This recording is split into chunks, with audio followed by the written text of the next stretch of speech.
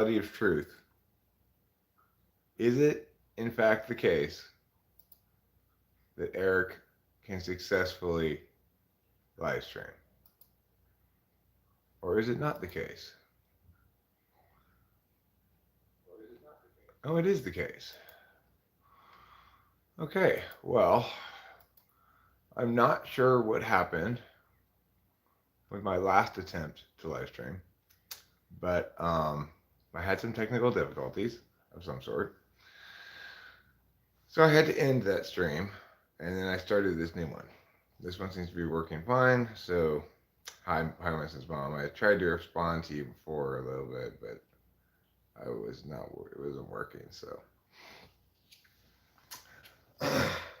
I've been thinking about what you were talking about, Winston's mom, about Boehner's laws of stupidity, and how he basically says spite is stupid. Well, my problem with that is that spite is spite and stupidity is stupidity. Good morning, Cameron. So nice to see you.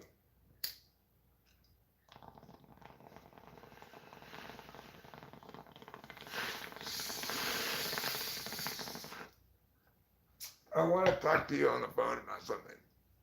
Maybe I'll call you today about it. Cameron. But not right this second. Um, Basically, I want to talk to you about September logistics. Um, right. Well, I get the idea that somebody would want to. You have your own Cameron laws of stupidity that you follow. Are there laws to help you be stupid or help you not be stupid? Um, Bonhoeffer's is his name, huh? Okay, I said Boehner, I think, but it's Bonhoeffer. Fine, Bonhoeffer. Um, you know, I embody many, many laws of stupidity.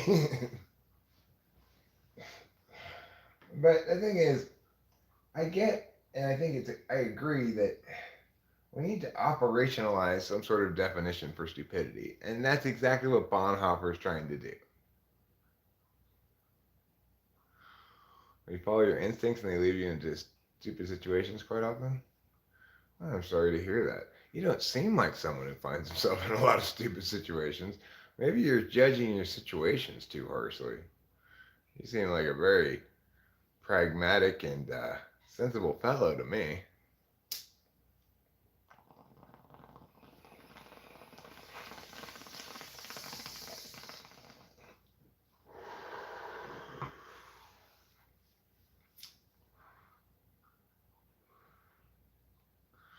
I need to call Corey today too. You should call Corey too, Cameron. He'd appreciate it, I'm sure. I know you're thinking like, I don't want to be presumptuous or something. Corey could use a friend, you know.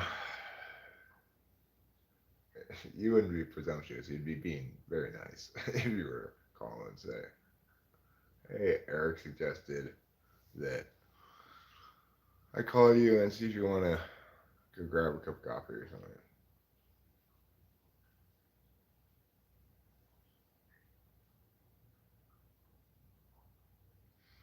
There are rules of stupid. Don't do stupid things with stupid people in stupid places at stupid times. That's a pretty comprehensive rule there. That's a pretty comprehensive rule. The problem I have with Bonhoeffer's definition of stupidity as being like it causes harm both to the stupid person and to others, you know? Uh, well, that's spite, though. The other problem I have is that you can't just simply use like define stupid in terms that actually refer to something else. And I can explain how um, why that's that's not a good enough definition for stupidity by contrasting, say, Jeff Shaw and Michael Smith. Jeff Shaw is spiteful, but he's not stupid. Um, he's pretty smart about being spiteful. Like he's very consistent about not providing any kinds of words that can be used to test what he's saying, right? And he's quite smart at FENI positioning of things, right? He's also very spiteful. So what he's doing is only harming himself and others. It's not doing any good of any sort, but he's not stupid.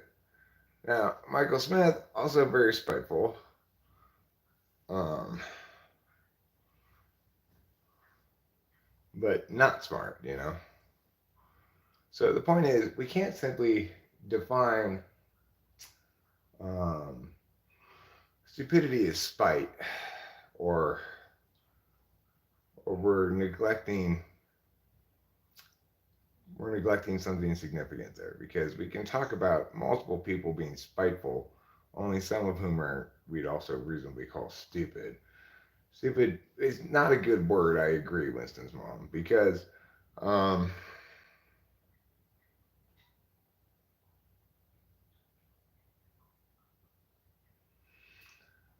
because the kind of people who say stupid things, when you tell them that the thing they've said is stupid, they feel like you're telling them that they are stupid. Now, in some cases, some people just clearly aren't very bright, and it's kind of hard to get around that, you know? It's kind of hard to get around talking about the person, what they're saying, what they're doing, without noting the low intelligence, you know? Like,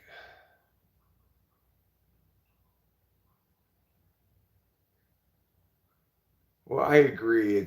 I mean, he's just trying to operationalize the definition so we can test to see if something's stupid. I'm saying that's not a good test, right? Because, I mean, there's a clear difference between like Club ANTP's spite and which expresses like basically what he wishes had happened gets stated as fact. Like Eric bought a money trap of a house and he's gonna burn it down and blah blah blah blah blah. Like, you know, um, basically just stating bad things that they wish were true about me. Um, it's hard to address what's going on there without referencing some kind of frame of intelligence, you know? Like, when Club ENTP put up that video accusing me of lying because I called him dumb,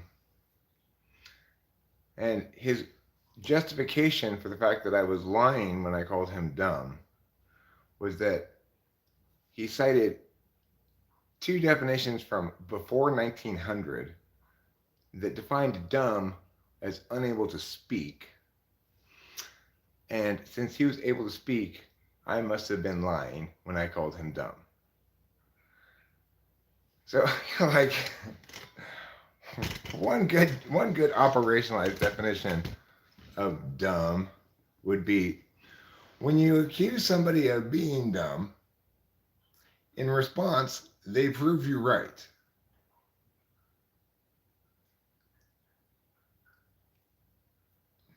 Would be a good operationalized definition, you know? Well, I mean, I mean, he did not sound at all like he was being tongue in cheek about it. Not even remotely. You must not have watched it, Mr. Bobby, or have really bad FE.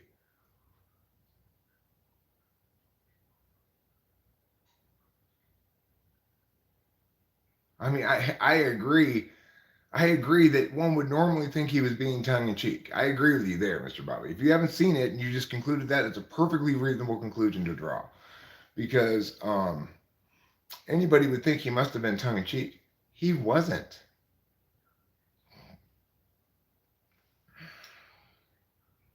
So that's kind of a better operationalized definition. Um, I think, but that's not really very helpful, because what does prove you right mean, right? You know, uh, you have to just say like something like, in response to you calling them dumb, their response itself to that is something that a solid majority of parties of disinterested third parties would would gauge as dumb,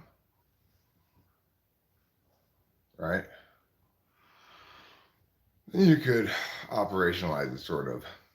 Hi, Carlos Paeva. I mean, you could actually operationalize it a lot if you were to do some sort of poll, but it'd be hard to do that kind of poll. Um,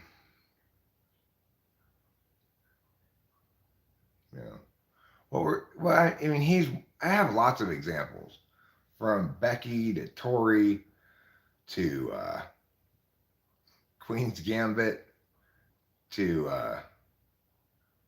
um, Fomel Hot, even to some extent. There was this guy, his name I forget. It was like multiple people have tried to hijack my community when we used to have like group meeting rooms and stuff. No, I didn't. I didn't take that rudely at all, Joe Smith. Um, well, I've known for a long time, and in fact, I told Rachel this right at the beginning of our relationship. My whole life, I've incited in some percentage of the population immediate hatred.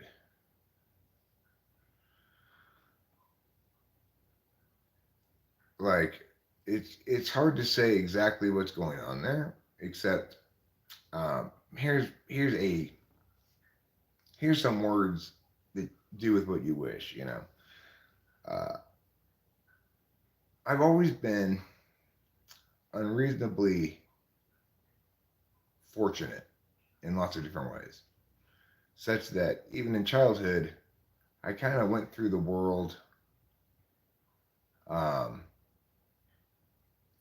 like somebody who feels the world is much safer than it is, like somebody who's very accustomed to and entitled about being himself, however he feels like, and not worrying about consequences, right? So,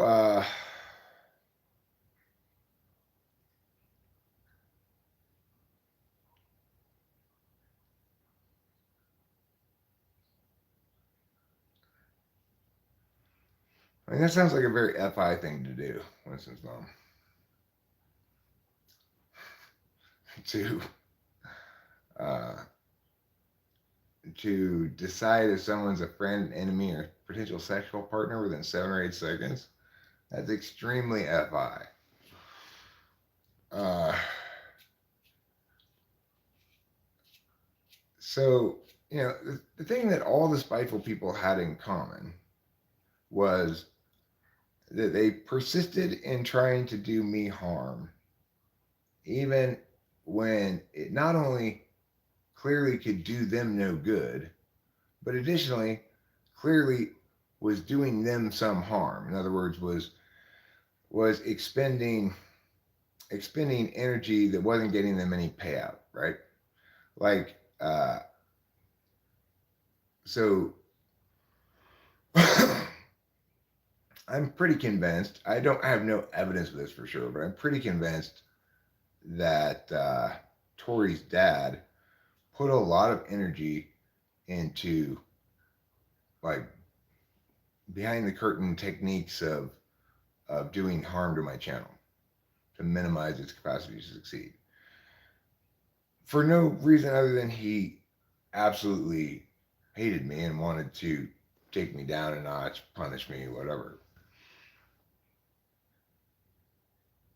I think he persisted in that for quite a while. But the thing is, you remember the time when Winston's mom, you were saying, like, I have a feeling you're getting botted all the time here right now during this time period. So, like,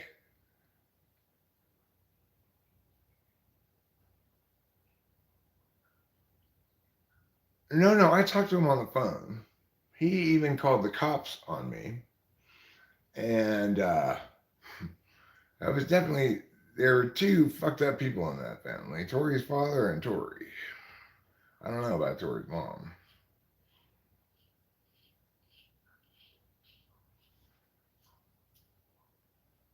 I don't think I talked to him on the phone on camera.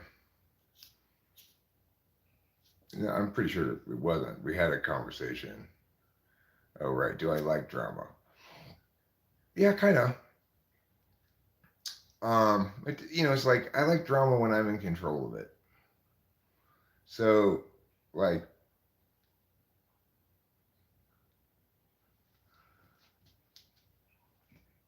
this was Spacey's ex-girlfriend. This was right around the time when I broke up with Kimberly and moved into my dad's house. And well, it's like the channel's had a long history. Okay, we've had plenty of spiteful people. I had somebody, Courtney, who back in the day when I was very much more like I was when I was a kid, operating as though I live in this extremely safe world where everybody can express themselves as much as they want, as freely as they want, say whatever they want, and experience no consequences. Well, back in that day, uh,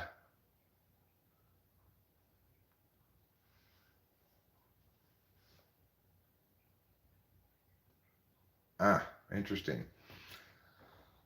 I mean, it wasn't his first girlfriend, but so regardless, do I like drama?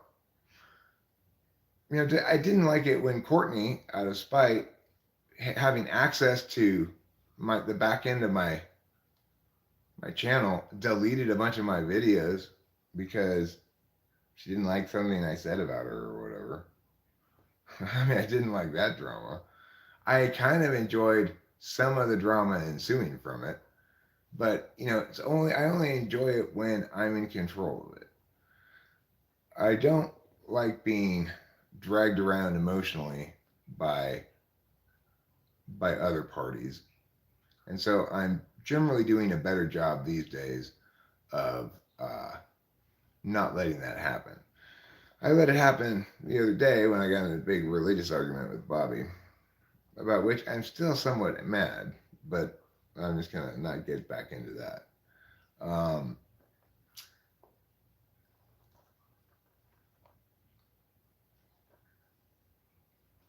But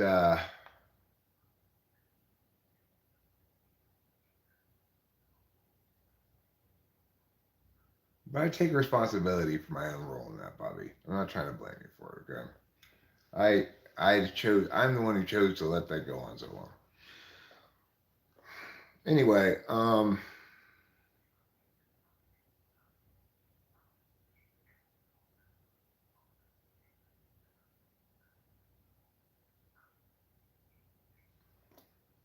so like I more or less enjoyed the Melissa Talks drama, but not Michael Smith. I haven't enjoyed him because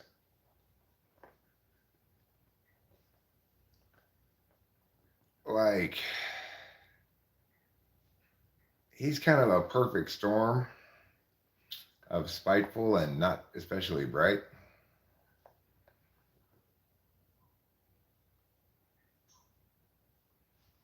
And he likes to make threats, which is like, okay.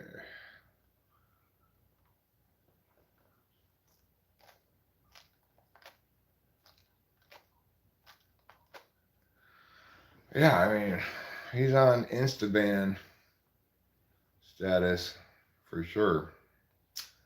But the thing about one thing that all spiteful people have in common is they persist at attempting to do harm for much longer than makes any kind of sane sense. And in the face of, and it won't even matter how you deal with them, you know? No, Tory wasn't ISFJ. ISFJ.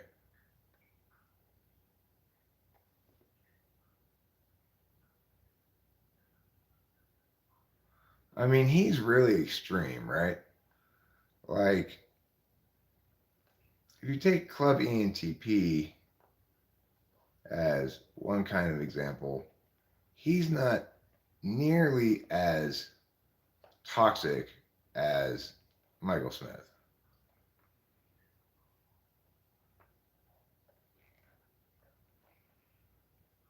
When when I see uh, Club ENTP stuff, I can see the sadness there, you know? Like he seems like a real human being who's just very misguided and angry, but and sad, you know. But that's just my personal opinion, you know. Speculation, whatever. I'm not trying to make claims like I know his emotions. Regardless, I can really see the human being, no matter how much I dislike his behavior, no matter how much I may object to something he says, no matter how much I may find his whole art by lying sort of, I'm going to be playing a character and you won't know thing. I find that just kind of reprehensible. But he's a human being, you know, who's trying to do human stuff. Makes sense. It's fine. I just, but I've never had anybody quite as unhinged sounding as Michael Smith before. So he's a little bit concerning. He may be, you know, you got to worry about spiteful people because they persist in being spiteful no matter what you say or what their reasoning is or anything like that. Um, for an unimaginably long time.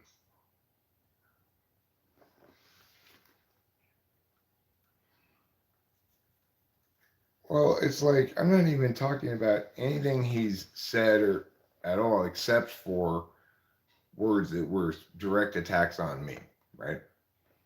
So I'm not going to try to engage other things he may have strange opinions upon because I don't want to try to indicate those things are connected at all.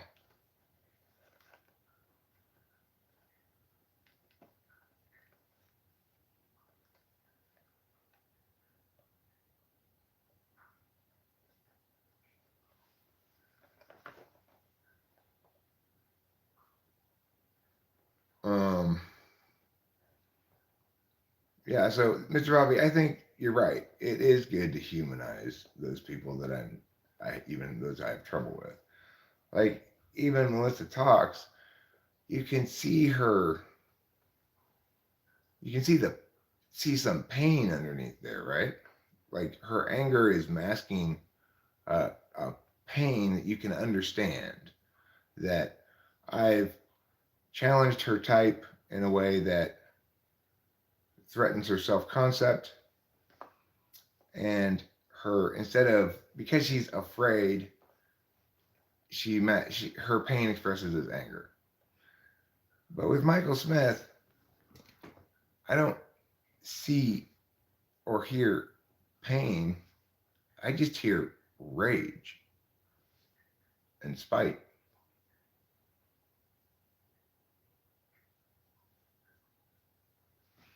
And so that makes him a little bit scary.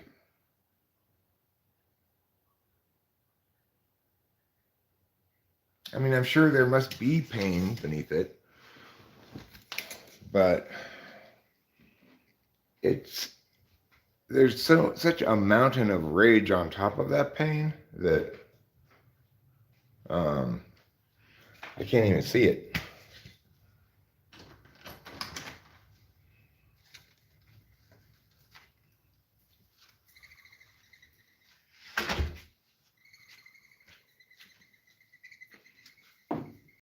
Let me get my glasses.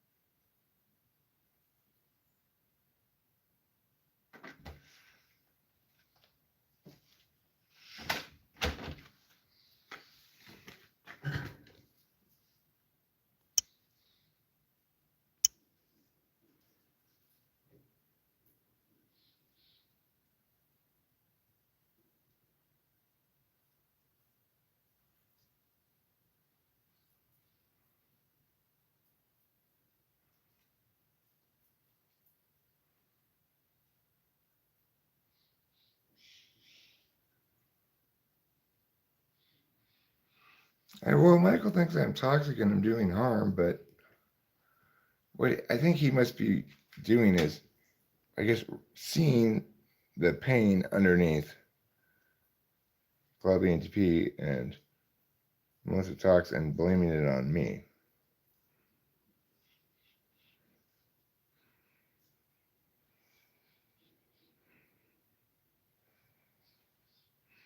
I wonder if that applies to the men as well. Yeah, I know, Boba Fett. I'm with you. I feel you.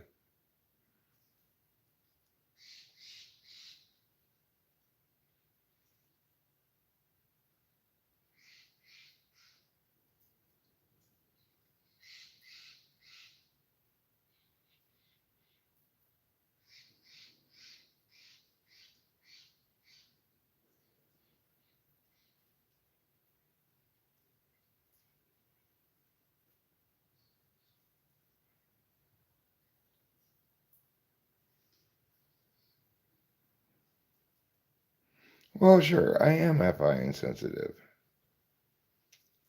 but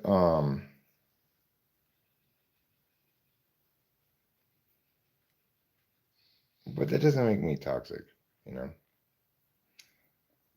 And if we're going to take the position that somebody's toxic, we all have a responsibility to to know what that means and be rigorous in how and where we apply that term, you know, because I'm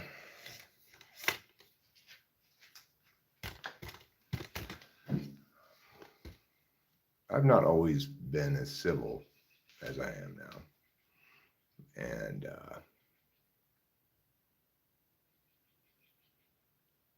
I get that in some of those earlier videos, I have in the past been guilty of actually being kind of toxic, you know, just being very brutish about people's FI.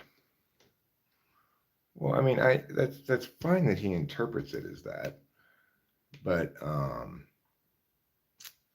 like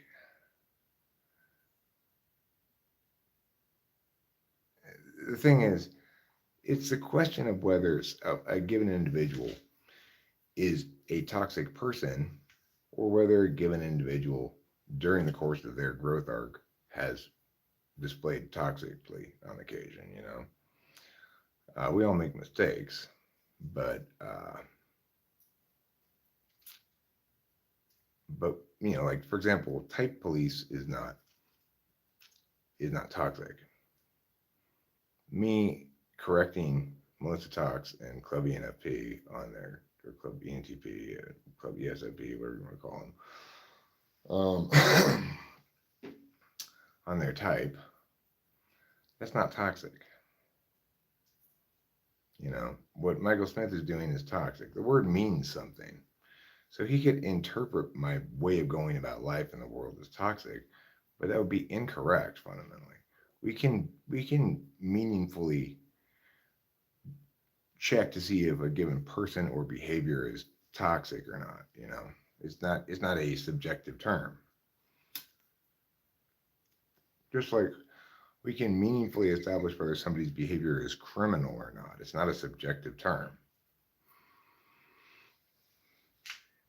So if you're going to accuse somebody of being toxic or behave as though they are, just as if you're going to behave as though somebody's criminal by advocating they be put in jail, you need to be able to make the case, right? There are different kinds of bad talk.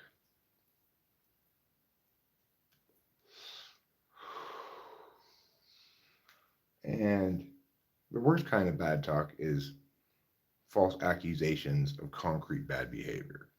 So if I falsely accuse you of stealing, that's the worst kind of bad talk, right?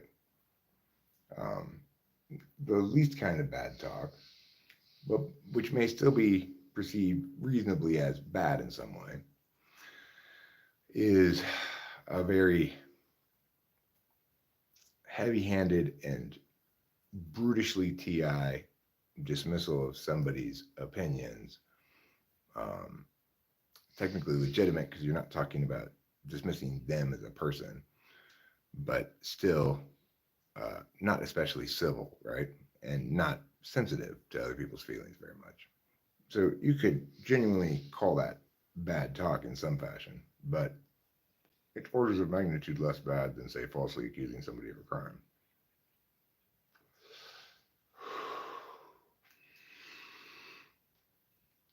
I've said that probably Eric's take on politics makes him more unlikable than Michael, who was already against him for the Melissa stuff. I mean, I don't understand who would oppose my take on politics, that we should engage in civil discourse, be smart about things, be correct about issues according to their specific merits rather than trying to focus on value debates about wedge issues and stuff. I mean, who could oppose my political position? It's so correct and non-inflammatory.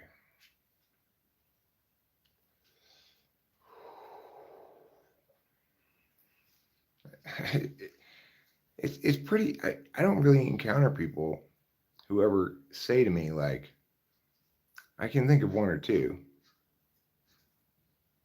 You think my geopolitics views are pretty silly? What, that the U.S. should continue to function as the role of the global hegemon on the side of free and civil societies? What's silly about that? That we should not be drone striking people who are not soldiers of a country that we're at war with? What about that? Is that such a terrible notion?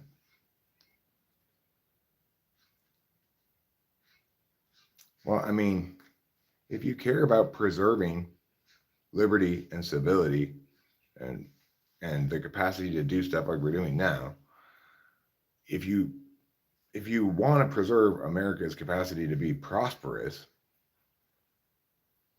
I mean, the international organizations don't do the job at all. The UN has a long history of completely failing to manage those kind of behaviors.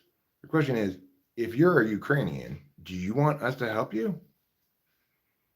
We promised we would in the Minsk protocols.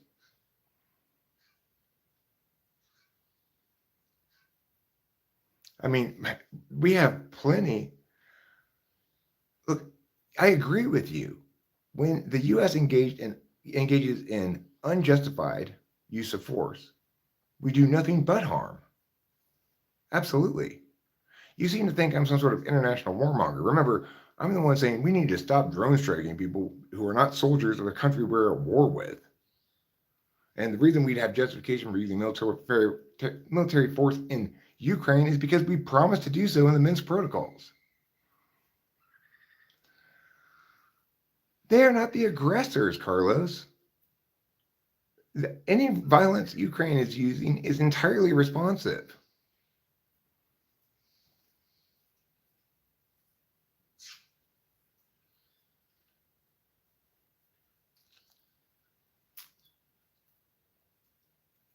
They gave up their. How is that not? How is it not responsive?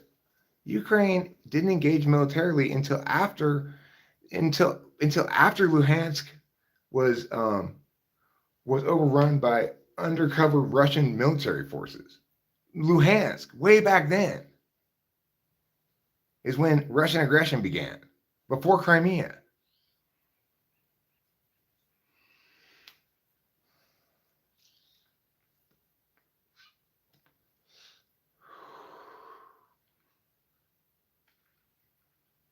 Okay, well, so you guys disagree with me on this point, and that's fine. You could disagree with me on that point. I'm not saying everybody needs to be in agreement on exactly what we should do with Ukraine. But if your overarching position is you're concerned about an internationally militaristic president, then you should not be concerned about me. I am opposed to U.S. aggression. I don't know anything about it, so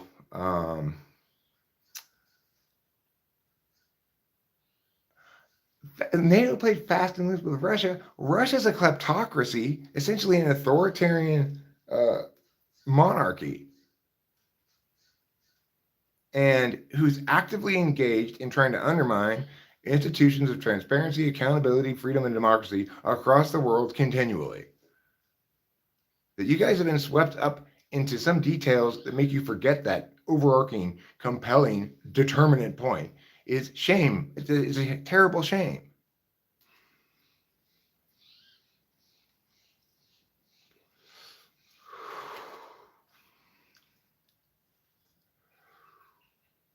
Trying to find technicalities why the U.S. should not come to the assistance of its ally in Ukraine, who gave up their nuclear weapons to the United States explicitly on the condition that we would be there to help them if Russia invaded.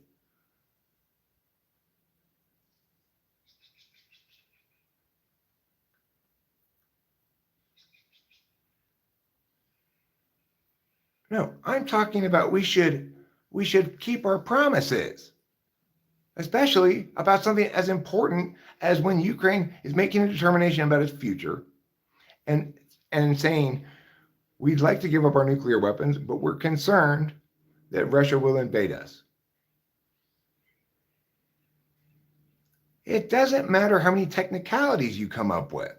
Of course, Ukraine put troops on the border or weapons on the border, probably after Luhansk, after the initial Russian aggression, that you are seeking technicalities to exonerate Russia for their exceedingly bad behavior, exceedingly imperialistic and unjustified, totally unjustified aggression is insane. Even if you want to advocate that the U.S. should not go in there because of its own interests, don't try to advocate that Russia was legitimate in some regard or that we shouldn't go in. That in an ideal world, Russia wouldn't be prevented from doing that. In an ideal world, we should all agree that Russia would be prevented from doing that in a way that does the U.S. no harm, right? In an ideal world, we should all agree with that. Otherwise, you just don't even give a fuck about national sovereignty, any kind of international norms, law, justice, truth, and all. So don't start off this morning getting me mad with your incredibly dumb wrongness.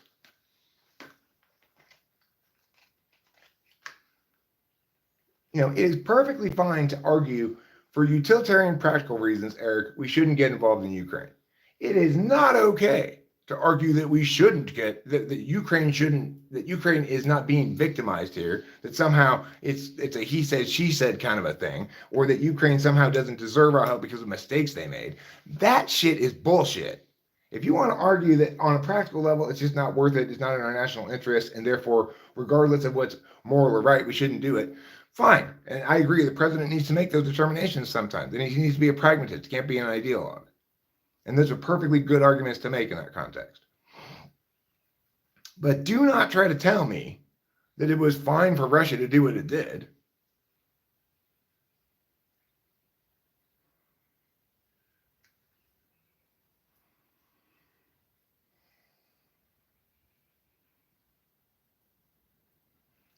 That you want people talk about like propaganda, they call anything that they don't like propaganda.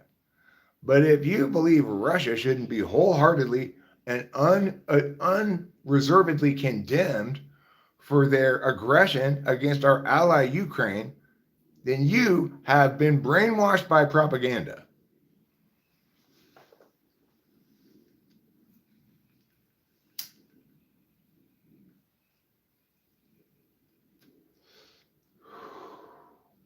And that's a simple fact of the matter.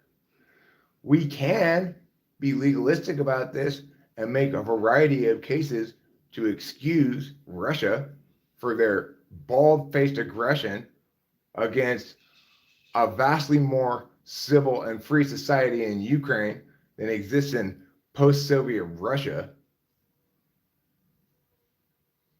But if we're doing that, we've already been brainwashed by Russian propaganda.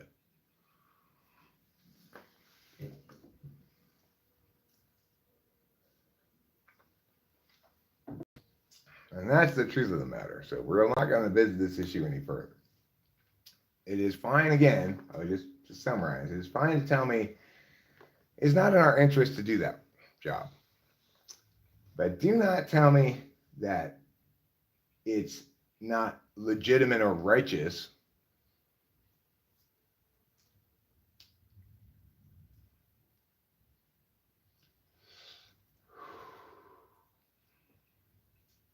obviously, that's why a president has a cabinet, is to discuss these kind of options, to hear multiple people's perspective on the matter, and to hear ideas you might not be able to come up with. Maybe there's some brilliant, it's like, unlike Trump, if I were president, my cabinet would be filled with absolutely fucking genius people.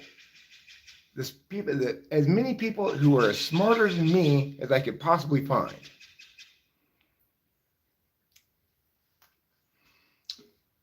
And, there would never be anybody defecting from my administration because people would understand that a reliably rational process is being engaged in here.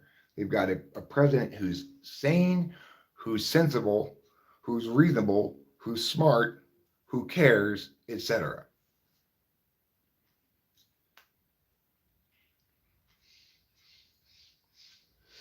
For people who oppose any of my existing ideas for what we ought to do. Now, granted, remember, if I became president now, the Ukraine situation is already underway.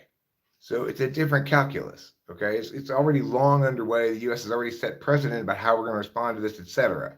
So it's a different set of circumstances than the scenario in which I was positioning what I might do internationally if I were president when Putin went full blast aggression after Biden became elected. That hypothetical, what I would have done then, well, even that hypothetical was counterfactual, because if I had been president, then Putin wouldn't have invaded Ukraine. Just like he didn't openly invade them under Trump. Don't forget about Luhansk. I don't remember what year that was, but it was probably during the Trump administration. It may have even been Obama, late Obama. Came before Crimea, remember? So a lot of people think the Crimean annexation was the first act of Russian aggression. Incorrect.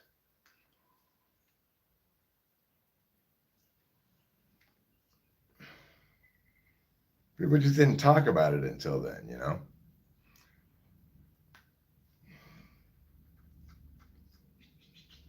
But the point is, let's say you do oppose some advocacy of mine and you've got good reasons.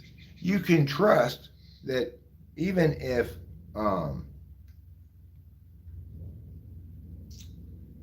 even if you're not convincing me right now, that somebody who's better at arguing your side than you are will make those arguments to me before I make any decision as president. Because that's the kind of cabinet I'm going to have, right? A cabinet of extremely smart people who are capable, willing, and interested in making the opposing argument.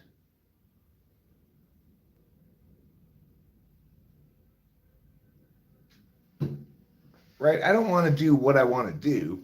I want to do the right thing every time. And that means I have a limited amount of faith in my own intuition. These bees need to go away. Go away, bees. Go. Shoot. Go away.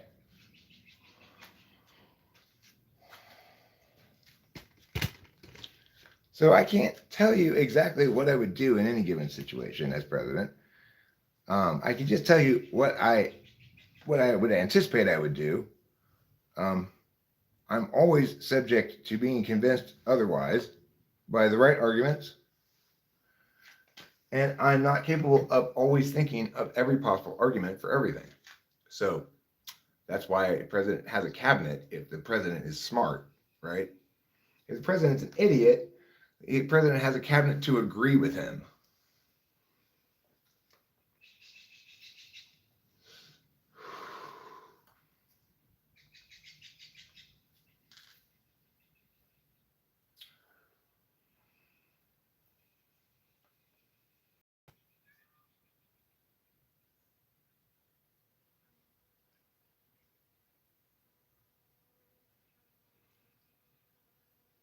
I mean, if the case can be made that it's on balance, the preponderance of the evidence shows that involving ourselves militarily in Ukraine is not in the country's long-term interests, then that's the decision I would make. I don't believe that to be the case right now because we're setting precedent as it stands that we're going to let anybody get away with anything. And that's a bad precedent to set. That the world's not, because the UN's not going to do anything. You say that's the job of international bodies. They're not doing that job, right? So the question is, how much does the free world want to let the authoritarian world get away with? And for how long? And what are the long-term consequences of that?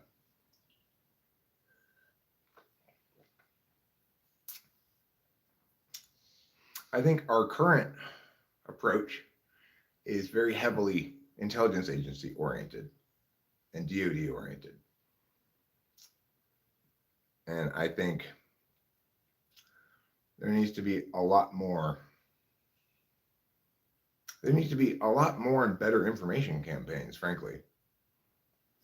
There are information campaigns promoting liberty, justice, the truth, transparency, etc., and articulating the threats that America faces.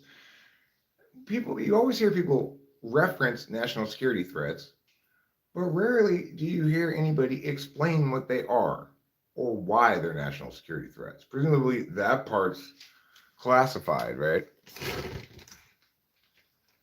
Like, where's the comprehensive explanation regarding how and why China presents a national security threat to the United States? Where's the information campaign explaining that truth to everybody? Where's the information campaign explaining how and why exactly Russia, post-Soviet Russia, presents probably more of an existential threat to America than Soviet Russia did? I mean, well, definitively now that Soviet Russia's gone, but even at the time, you know,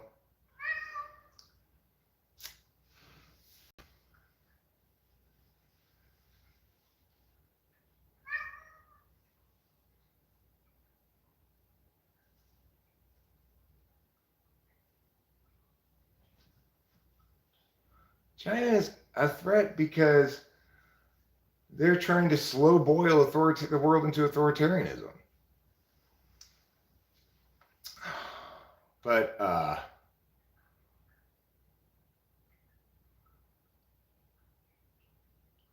look, I am all in favor of respecting Russian sovereignty.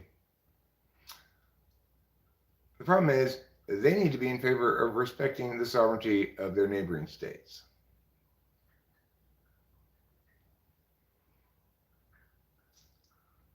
No, look, the fact a well-ordered free and civil society has authority, but is not authoritarian. Authoritarian states make decisions based on the authority of the people who have authority, right? Non-authoritarian states utilize authority to protect and preserve a free and civil society. Yes, plenty of authority is legitimate. Things that are crimes, the government's job is to prevent individuals from committing crimes against other individuals.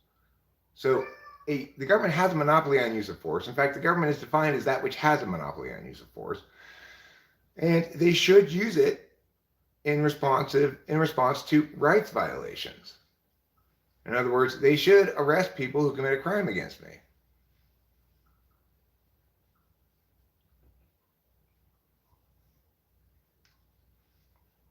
Right, so when authority is used correctly, it's not done at the expense of personal freedom, but in defense of personal freedom.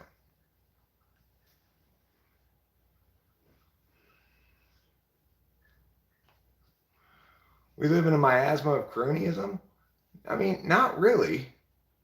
Economically, remember, one of the beautiful things about business, TE logic, is that it is meritocratous.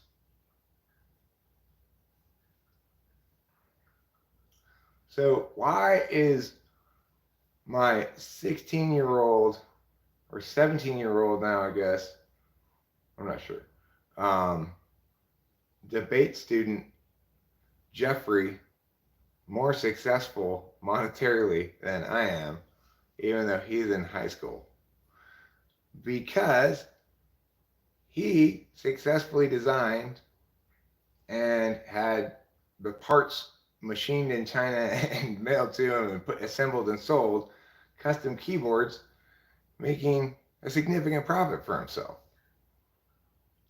Why was he able to do that? Because of the quality of the thing he made. It's meritocratous.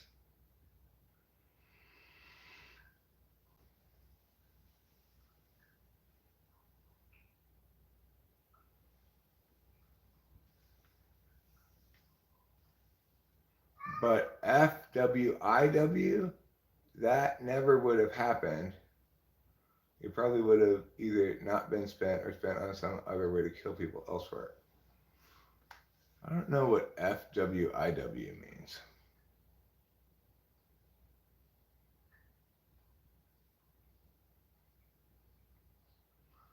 Okay, so Mr. Bobby, I know you'd like women to be second-class citizens, but most of us don't really agree with you at all about that. So you're welcome to your opinion, but yeah, I don't think you're going to get very far with that opinion.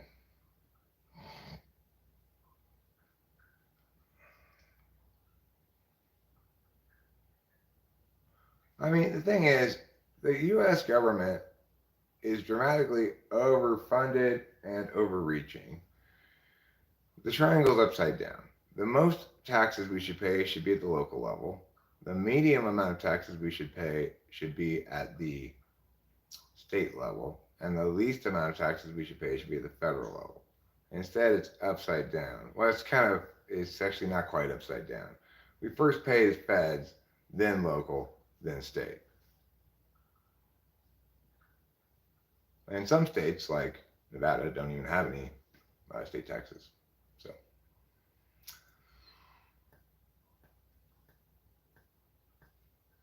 if we were to understand that and try to sensibly pare back over time, you can't do it dramatically all at once, but sensibly pare back over time the amount of taxes the federal government collects and attempt to pare back the scope of its responsibility over time, we can return the federal government to its proper place, which is managing interactions between the states and dealing with international issues.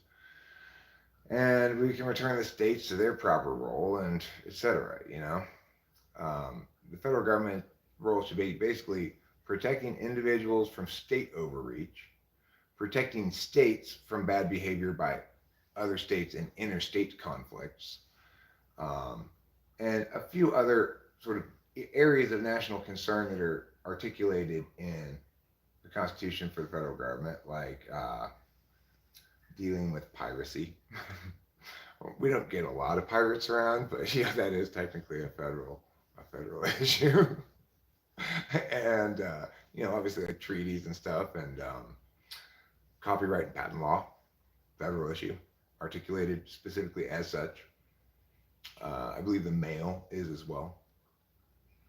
So, there are definitely things the federal government is supposed to be dealing with. Do we have privateers?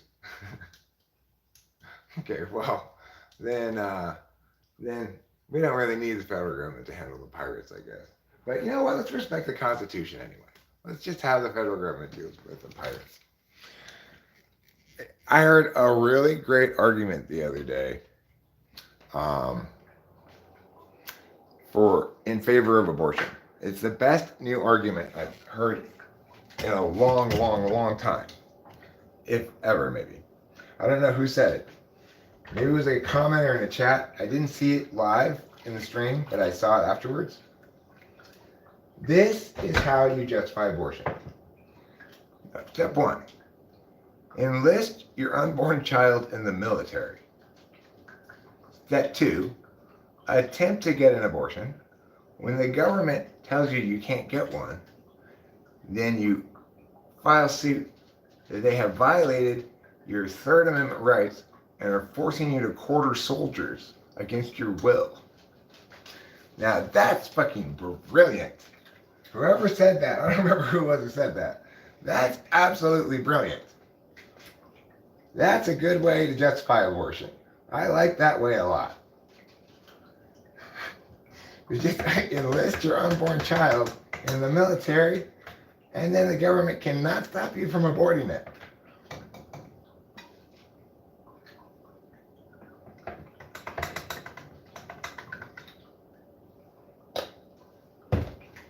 Brilliant. I really like that argument.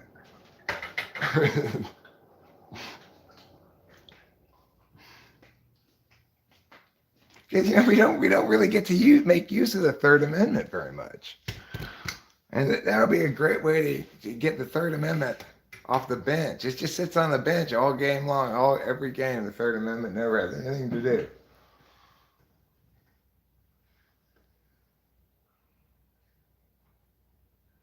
Wait, what does FWIW mean? Oh, for what it's worth. I bet it's for what it's worth.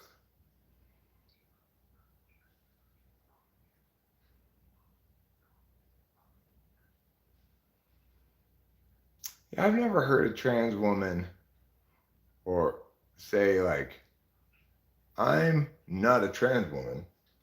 I'm an actual woman. I've never heard a single one of them say that. I had chromosome reassignment surgery. I had my Y chromosome surgically altered into an X chromosome.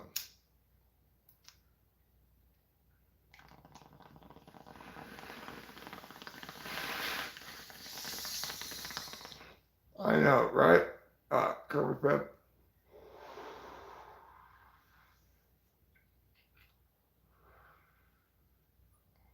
Right. Joe Smith, you make a great argument. I wish you wouldn't have put the word conservative in there, okay? I just wish you would put people. People can't have it both ways.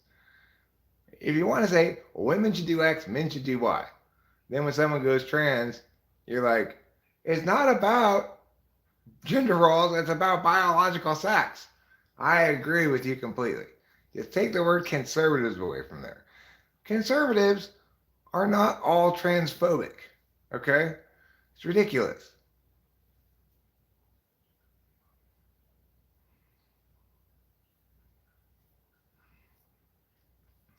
I mean, some people would call me conservative. They'd be incorrect to do so because I am a correctist. I am neither conservative nor liberal. I'm not bound by ideological limits.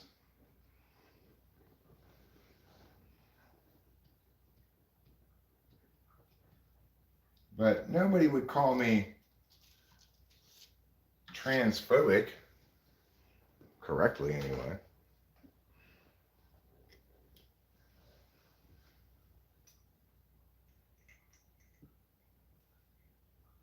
I wonder, did anybody here have a position about whether I'm conservative, liberal, or something like that?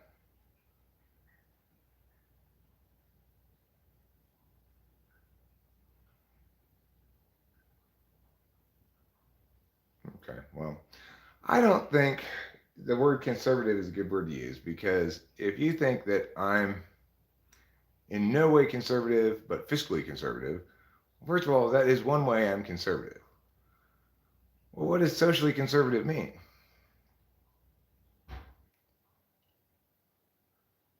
I'm not a libertarian.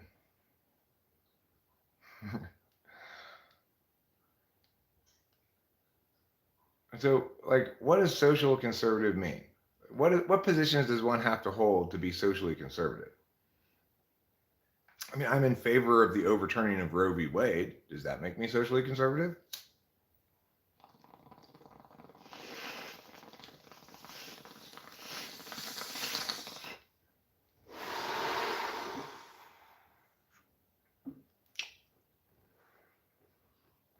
I'm opposed to straight marriage. Does that make me socially conservative? I'm in favor of only gay people getting married. Um, because I think instead of having special rights, gays should have special responsibilities. In fact, from now on, when I become president, straight people will not be allowed to marry, and gay people will be forced to marry after 5 years of announcing their gayness. I think it's a good plan. You think it's going to work?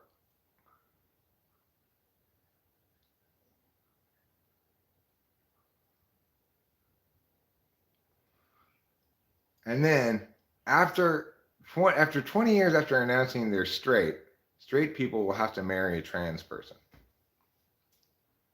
There'll be a long line though, because there obviously aren't enough trans people for all the straight people, so it'll be a long, long line.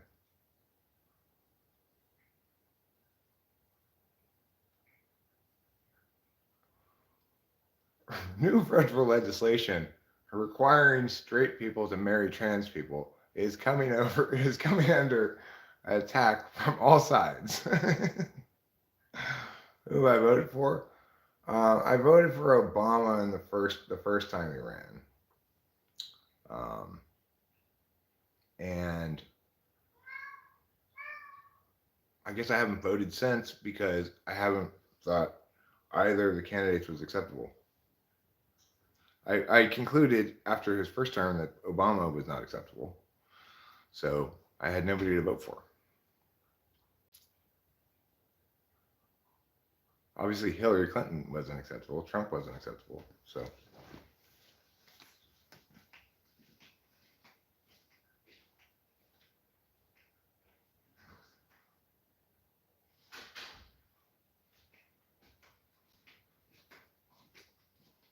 I voted for Bill Clinton both times. I didn't vote in the G.W. Bush Al Gore election. Again, same reason. Neither of them were acceptable.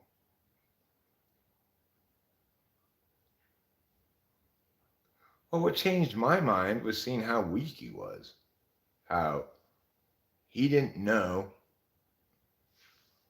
how to be principled, right? Like, I voted for him on his civil liberties rhetoric, like especially on Guantanamo Bay. Like, he promised to get rid of Guantanamo Bay and secret prisons and shit like that, which I find anathema to democracy. But he didn't even do it. I think he got around to it sort of in the second term, and he just got bullied by idiots. It's like, the Republicans were being idiots because despite all of their efforts to thwart him, Obamacare got passed in the worst conceivable manifestation of the bill imaginable.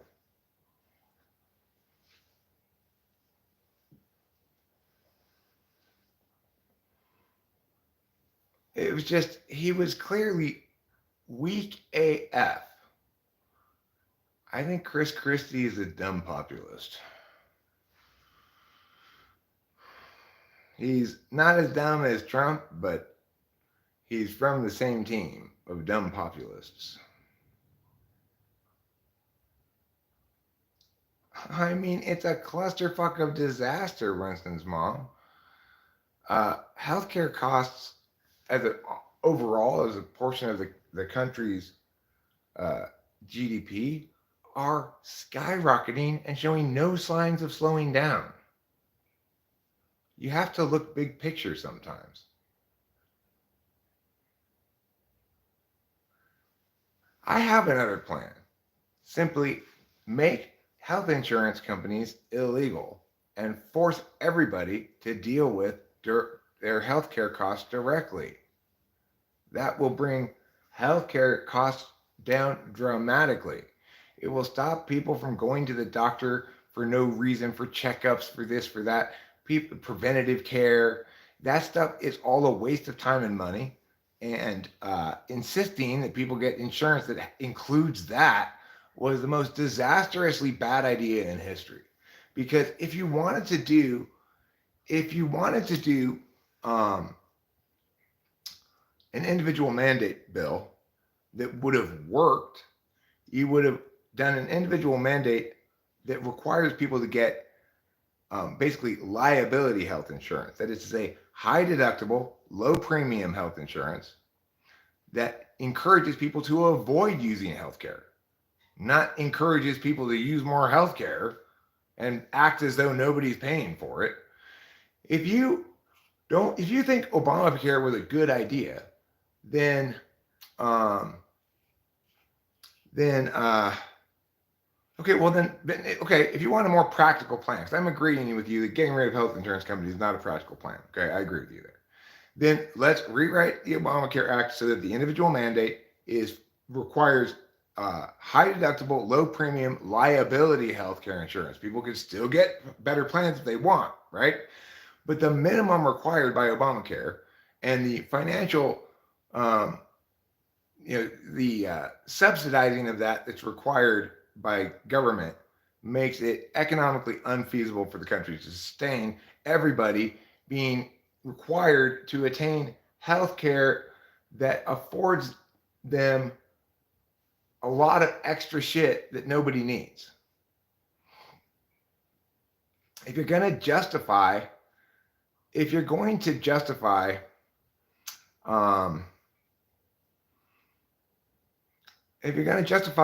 an individual mandate because you're trying to prevent free riders from driving up the healthcare costs of those who have insurance, then do it right. Then it's just like the car insurance thing, right? You're going to require only a minimum liability kind of coverage that ensures society's not liable for your healthcare costs if you get really sick, and that you are if you don't.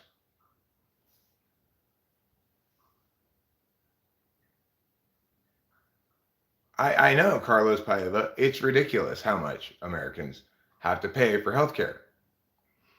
Ridiculous. And the reason is in part because of Obamacare's, the way it ultimately ended up playing out. The original idea, I think, is itself bad because it's unconstitutional, and the argument that the Roberts Court made that it's a tax, not a penalty, is fucking bonkers. So I don't think it's a good idea at all. But pragmatically, if I had to go revisit the issue and try to fix it, it's not necessarily my top priority, although it should be up on the president's priority list.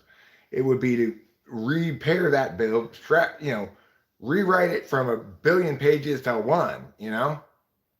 Required to get liability style healthcare insurance, which guarantees that any cost run over $10,000 is paid by the insurance company.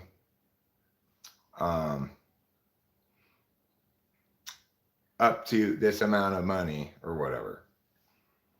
So if you, or maybe even up to, there's no up to, okay? The point is, then people like me can want to get health insurance. It's like, okay, that's sensible. I'll get this liability insurance for my health care in case I get really sick. Instead, every sensible person does what I do. They don't have health insurance and they pay their health care costs out of pocket, and it's much cheaper than a year's worth of health insurance, even for me and Rachel, who use a lot of health care, frankly. Like my current prescription situation has got to change. Last month was a one-time thing only. I can only do that one time. I had to get 2 bottles instead of 1. They were out of 70s. I had to get 1 bottle of 40s, 1 bottle of 30s. And it's Vyvanse, which there's no generic.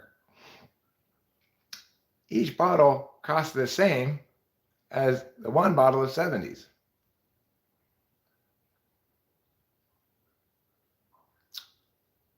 One bottle of 70s costs almost $400.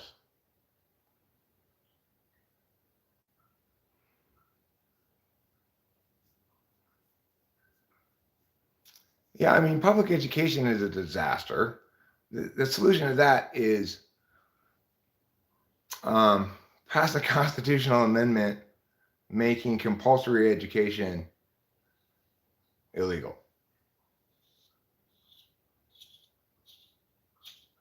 That's the only solution to that from a federal level. Because it's not within federal jurisdiction to dictate to states and localities how they deal with education. And in fact, every piece of federal legislation that attempts to do that is a fucking disaster. Like the Individuals with Disabilities Education Act is a absolute catastrophe. And it emerges from a fundamental failure to distinguish between prohibitions of bad behavior and mandates of good behavior, and how the government needs to treat those two kinds of things extremely differently.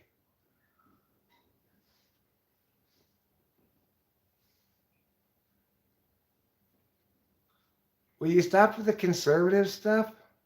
Look, Joe Smith, you're not on a team called the left, and other people are on a team called the right.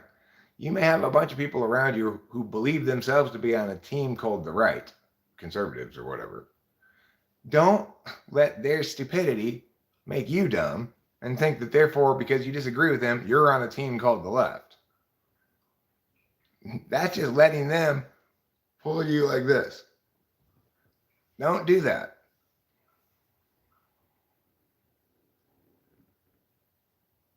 Well, but the thing is, Joe Smith, in the status quo, we don't need to go to a place to be told information by somebody else to get information. We don't need to go to a building and pull a book off of a shelf to find information anymore.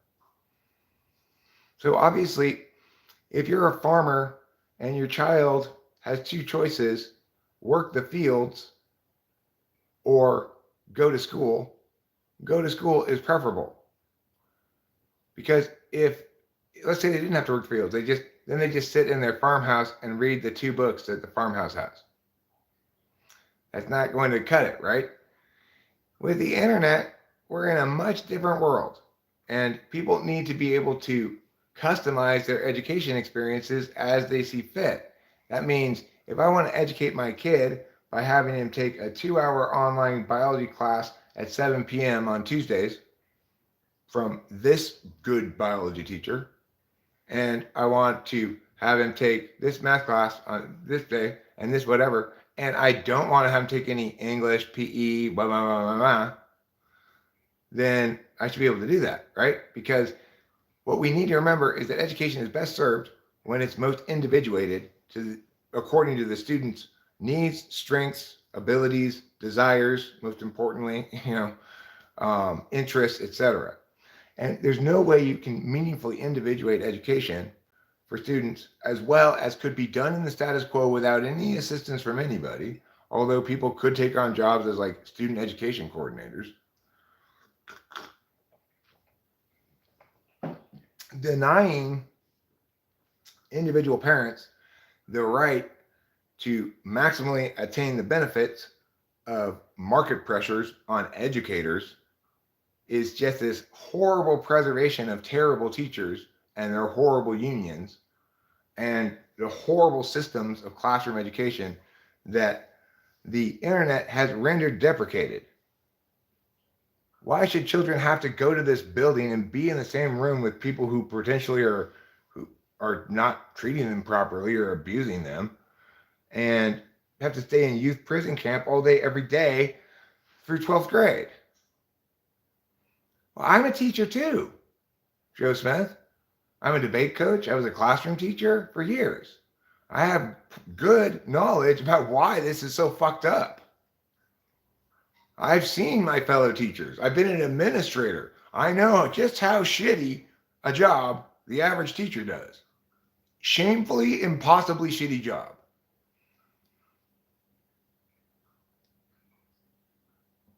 I'm just saying good teachers like me, a debate coach who was proving his quality in a zero-sum competition environment, proving himself superior as an educator to all the other educators who were also very good educators, so they were debate coaches,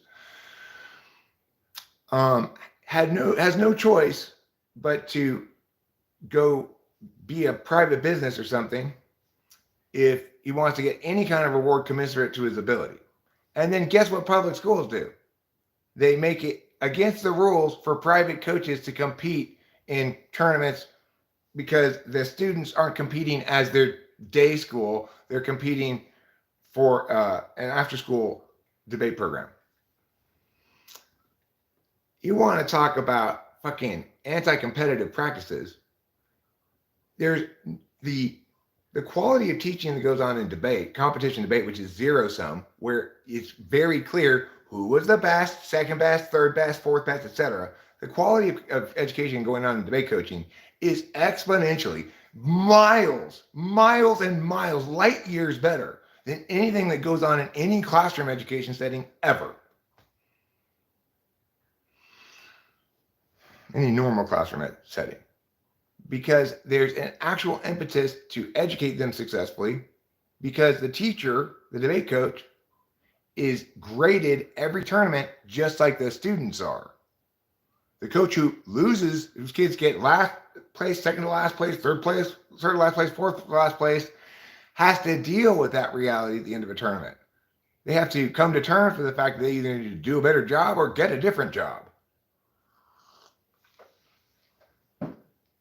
There's no kind of accountability mechanism like that for classroom teachers.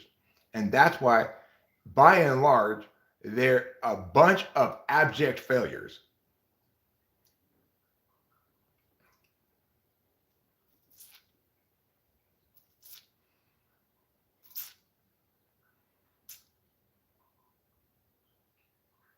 I mean, Boba Fett, I didn't do that, but I did something very much like that when my ex-boss got all shady and breached contract and fired me and made up shit about me, right? I had the absolute beast fourth and fifth grade elementary school public forum squad.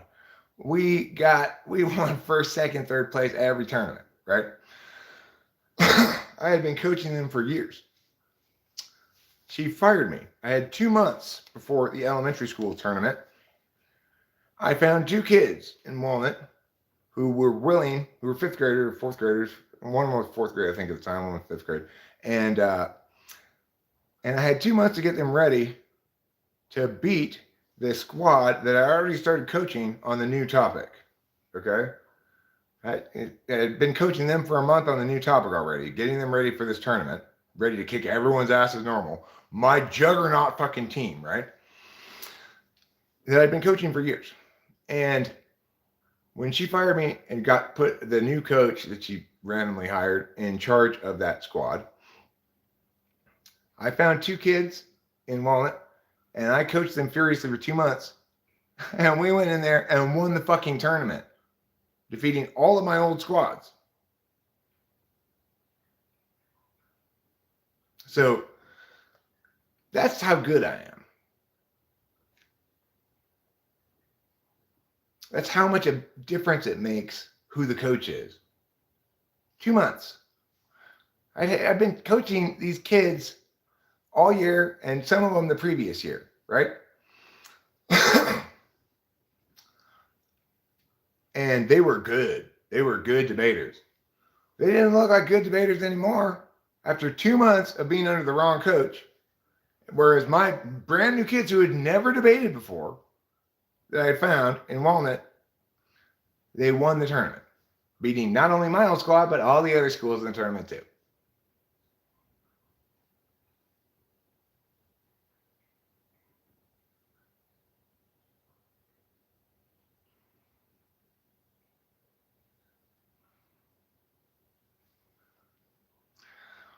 Right, Joe Smith, but you're not putting the right person first. The student knows what they find more or less interesting. The student knows. We need to respect that. Even little kids, right? I'm not opposed to grammar school, okay? I think we should having grammar school, fine. 1st through 4th grade, 1st through 5th grade, fine. You know? Because they're little kids, they need a little bit more guidance from the public, perhaps. Fine. But beyond that, we need to start respecting the students as individuals. There are no other class of individuals that for whom consent, we care so little about consent. What are we teaching our children right out the gate when we say, you have to go to school, the government forces you to go to this place, I know you're being bullied, but there's not much we can do except homeschool you, and that's really complicated, blah, blah, blah, blah, blah, blah, blah, blah, right? What are we telling these children? That they're not agents whose determination for themselves matters at all, that they should expect a world that doesn't care about what they want, that they should expect a world that forces them to do a variety of things, only some of which they're good at, only some of which they're interested in, and then expects them to ontologically internalize their own worth against these standards. We've got a school that's been explicitly instructed, don't tell people how smart they are when they are smart, tell them how hard they worked, regardless of the truth. Truth is, the reason this kid's paper is so shitty is because they are not smart in this area. It doesn't matter how hard they work. The reason they didn't work hard on it is because even if they had worked hard on it, it would still be incredibly shitty. But we don't want to tell that truth. And when we don't want to find the thing for that kid that they're, instead of being incredibly shitty at, that they're incredibly good at. Because for every incredible shittiness, there's an incredible goodness. That's what cognitive functions teaches us. We are doing our children a terrible injustice by beginning their young lives with this youth prison camp we call school. Sorry, that's just how it is. I'm not saying school should be made illegal, that people can't choose to go to regular old school, right? If you insist there be public funding for it, then give people vouchers so that they can hire individual teachers as they see fit.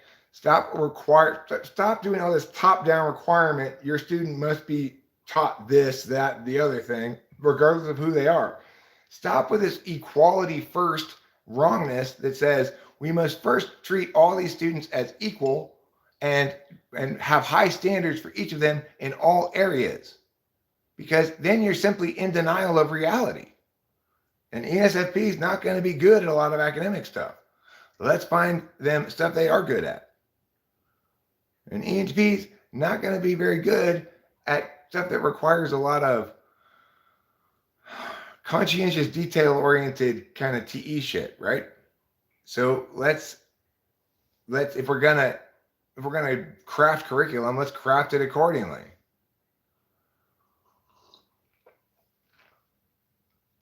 Okay, I agree with you, Joe Smith. That's a perfectly acceptable compromise position for me. If you want to maintain standardization through basic skills, that's what elementary school is for, right? They used to call it grammar school because when you're supposed to learn grammar, then I am not going to fight you on that at all. Okay, I will not fight you on that.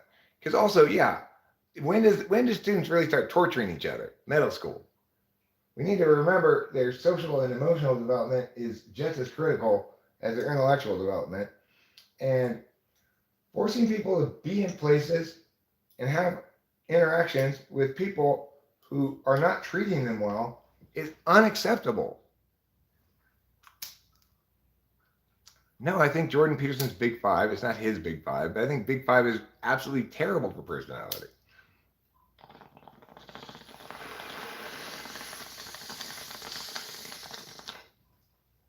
Personality is properly defined as those aspects of the self that remain constant throughout one's life. According to the Big Five, the elements of the self that remain constant throughout one's life are extroversion, openness, neuroticism,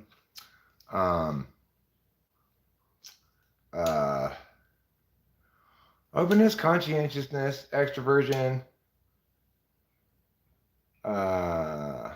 What's A stand for?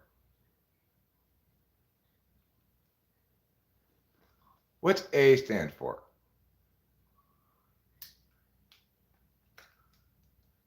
No.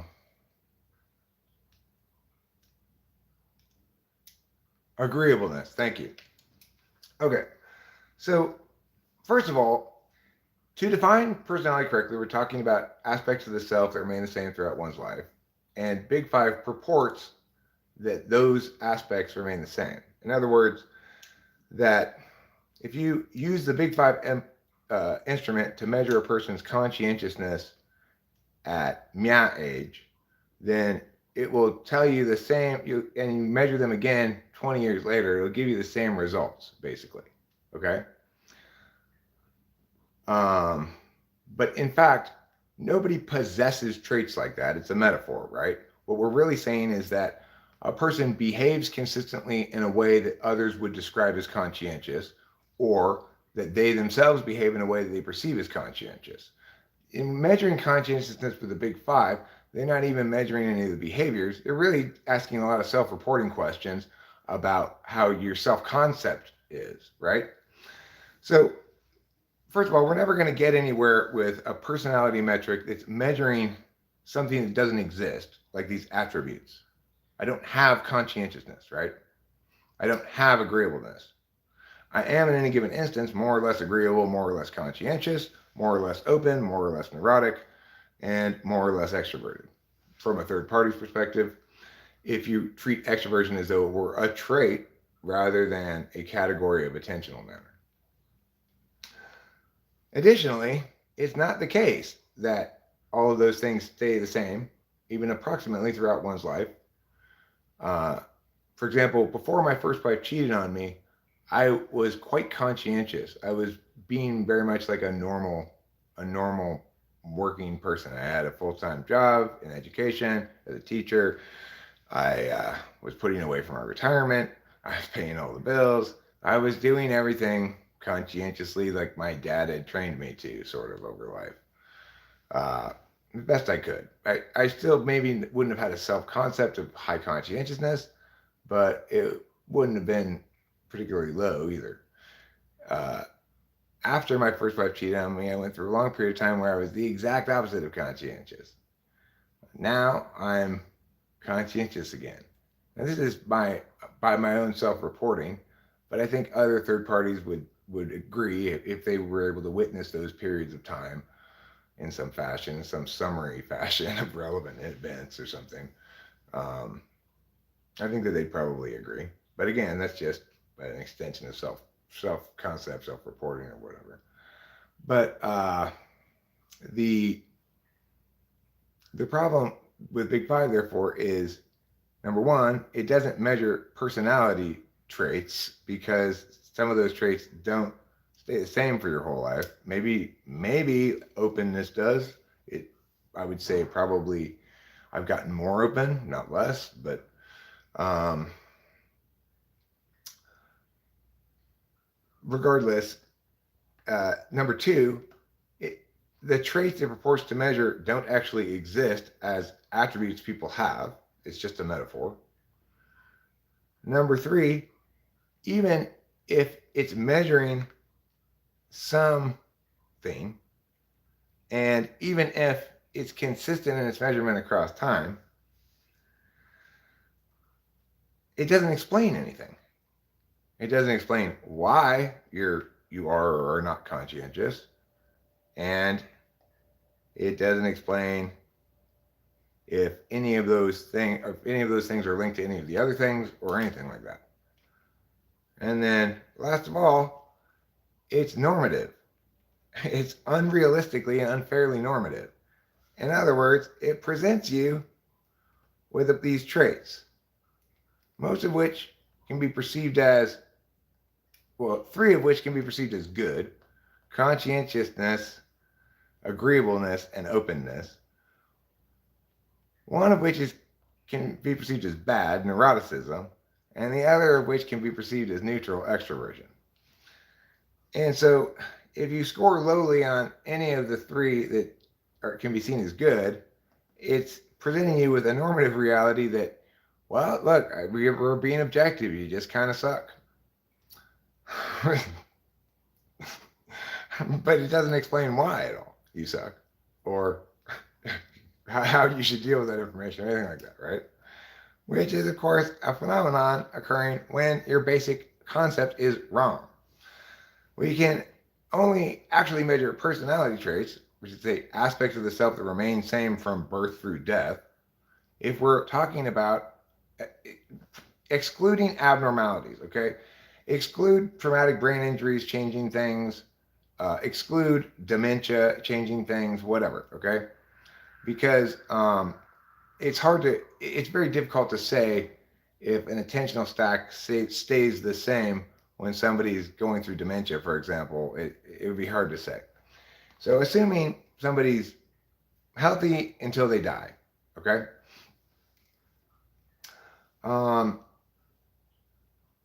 Then what actually does stay the same for everybody is the configuration of how they pay attention, which permutes into 16 specific types. And each of those types represents a pairing of either an action function with a deliberation function, or a pairing of a knowledge function and an interface function. So whether or not, if the action or interface function is first, that person is an extrovert. If the deliberation or knowledge function is first, that person is an introvert. Those are just convenient terms we use to let us refer to a group of 4 functions as introverted. You know, we could try to define them, but let's not right now. Okay. For now, let's just treat those terms as defined as introvert is somebody with an introverted function first. Extrovert is somebody with an extroverted function first. And introverted refers to the 4 functions that are either knowledge or deciding functions, and extroverted just refers to the 4 functions that are either action or interface functions. If we just treat it like that and don't bother defining extroversion any further, then we avoid a long, complicated, and ultimately fruitless discussion over how to define extroverted and introverted outside of the system.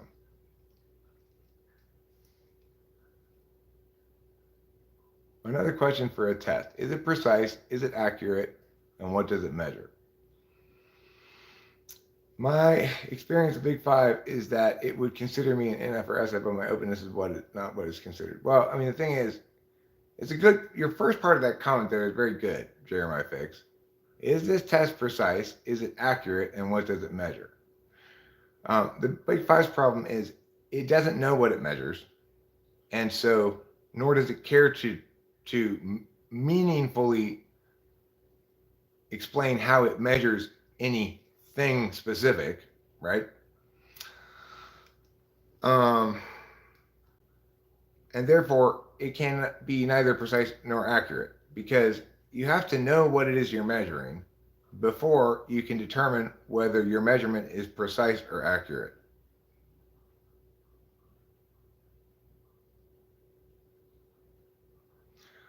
I mean, I'm fluidly transgendered myself, I've determined. I've recently met my trans woman half, whose name is Teresa. No, Trisha. Trisha, sorry, Trisha. Trish. She goes by Trish. Um, I met her when I was wearing my blue shirt, which really accentuated my A cup breasts and made me realize that I have an inner trans woman, and her name is Trisha.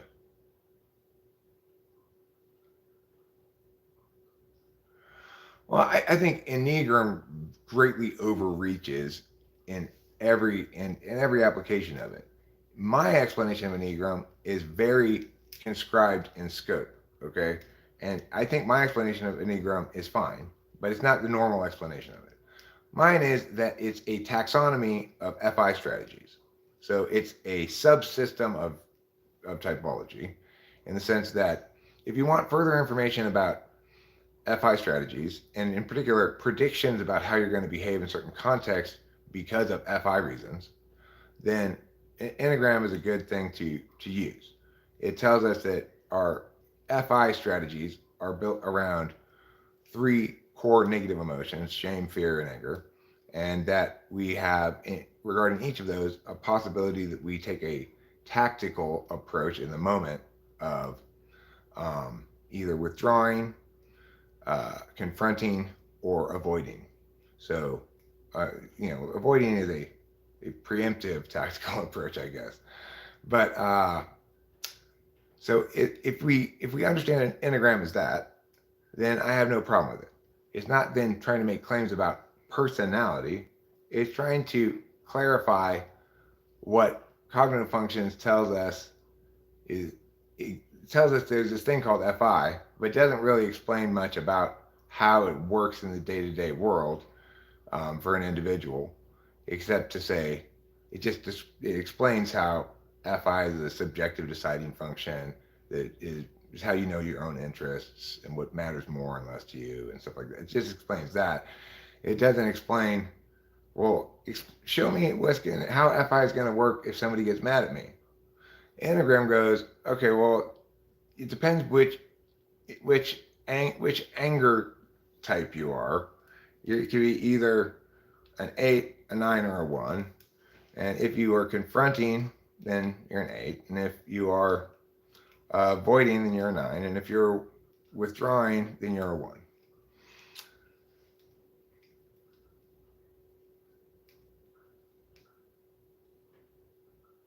So I think if you talk about it like that, then it's great because then it's not trying to claim your personality is explained by your enneagram number.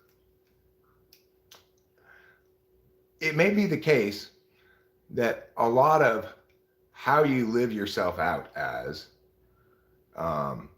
is explained best in, a lot of your particulars are particularly explained best if you're looking to see why did Joe go like meow when this happened, then the answer is only explained down to this level by cognitive functions. If you want to know more specifically about that, you should go to Enneagram. Because then it'll say, like, Eric, why do you procrastinate so much? Like, why did it take you such a long time to do that, to opt out of that Michelle Schacht case? Well, that would be probably best explained by, I would say, by cognitive functions, we just simply say it's weak FI and weak SE combined. Not having clarity about what's important to you, and which really should be getting this off of my plate so I'm not worrying about it anymore. And then not having conscious access to the follow through part of things, but having enough conscious awareness of your lack of conscious access to have implemented a workaround, which was I may not be able to get myself to do this really because I keep putting it off and I'm getting all dark playgroundy about it. Um, but what I can do is put a title up to a live stream that says Michelle Shock Chores, and then FE will force me to do it. And I was right. It did force me to do it. But it even took me a while to work up to putting that in a title of a live stream because I understand word making is action, and I'm skeptical of my own workaround attempt to try to fool myself or whatever.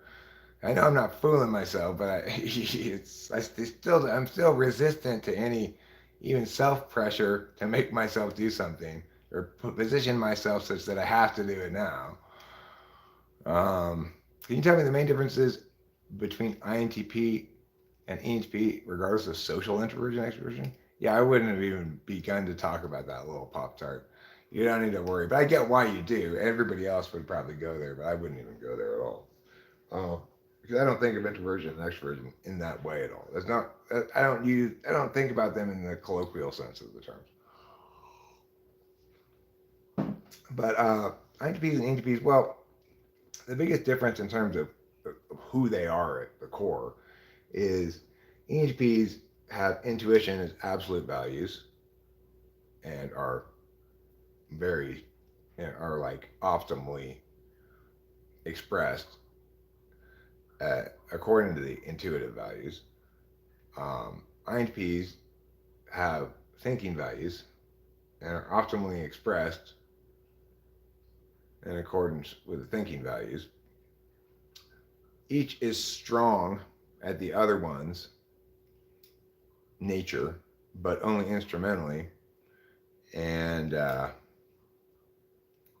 expressly not as an absolute value if the person's well actualized.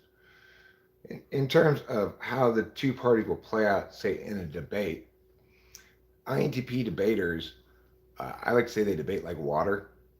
So they love to manage the relationship between definitions and contentions in such a way that you don't provide the opponent any footing. Whenever you try to pin an INTP down on a definition or something, they'll give you an answer that sounds just like a definition, but you can't do anything with it. So I mean, by debating like water, ENTPs are much more assertive in their case making. ENTPs want to make bold affirmations, bold negations. They want to they want to run nothing but voters. Like every single argument, they want it to be round deciding by itself. And they're not likely to try to cover as much ground as INTPs. INTPs will try to cover more possible case ground. They'll spike arguments out, which is to say, in their affirmation, they'll say, the negation might say this, but if they do, already cross it off the flow because of this preemptive argument. ENTPs don't like to do that as much. They're not that interested in anticipating the opponent's case in advance in their own case anyway, because they figure, ENTPs have as absolute values the ends. That means they presume that whatever happens on the meaning level, they'll be able to just figure that out on the fly. Whereas INTPs get to assume that no matter how thick and difficult the flow is, no matter how much ground there is to cover, they're going to win that ground covering capacity because their TI is like, masterclass, right? My TI is second. I would worry about getting out teched, like they run so many, they spread me out so much that I get lost among the sea of. It's an SI thing too. It's third slot SI value versus fourth slot SI. INTP's third slot SI is extremely good at the kind of SI that's required for debate. As far as the physics, it's like intuitives with SI, they warp their SI such that it maximally expresses in its least natural expression. Or you could say that's how you define the deficit of it. That an NEDOM is going to have SI primarily expressed through remembering ideas relevant to other ideas that the NEDOM is thinking about. But that's expressed much more effectively with SI third slot. So INTPs can keep track of what's going on a flow a lot better. They're not going to forget to cover something. And they'll probably have already thought out all the possible responses to everything, whereas ENTPs aren't going to be that cautious. They're not going to be that thorough, I should say, comprehensive with the TI stuff. They'll figure it out when they get to it, whatever. And in fact, I won throughout high school doing just that. Like in the olden days, it wasn't the same as it is now at all. You had to cut cards from magazines and stuff and actually paste them onto pieces of paper, and there were no laptops. It was just tubs, and so I won lots of rounds just by bullshitting. Just like get up there, hear whatever it is they're saying, and just explain why that's wrong. So I loved being neg. I always wanted to go neg. You switch back and forth. You do now. I think it used to be a coin flip every round when I debated. So you could, in theory, go neg every single round if you either won all the coin flips or won some of them, and the other times the other people chose F. I was really good naturally at what I now call flow pacting, explaining why a certain wrongness should result in the judge voting for me. My opponents said this. They have argued definitively that this is how they're going to meow the meow. But we have negated that thoroughly. We have shown that they cannot possibly meow the meow via this mechanism. They have not responded. This argument has been left off of your flow. That line of chain of argumentation ends with us definitively, unavoidably defeating that mechanistic argument they make there. Since that accounts for how they're going to meow the meow, and how they're going to meow the meow is the necessary condition for affirming this resolution in the way, for affirming their plan, the judges have absolutely no choice to negate. I was naturally just, nobody taught me this, right? That was just how I always was.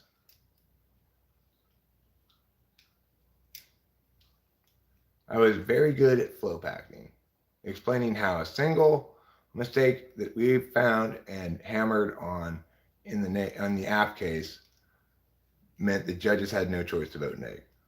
It's like I was born with that ability because I did it right away, and I had no debate coach. We had a speech coach who didn't know anything about debate at all, and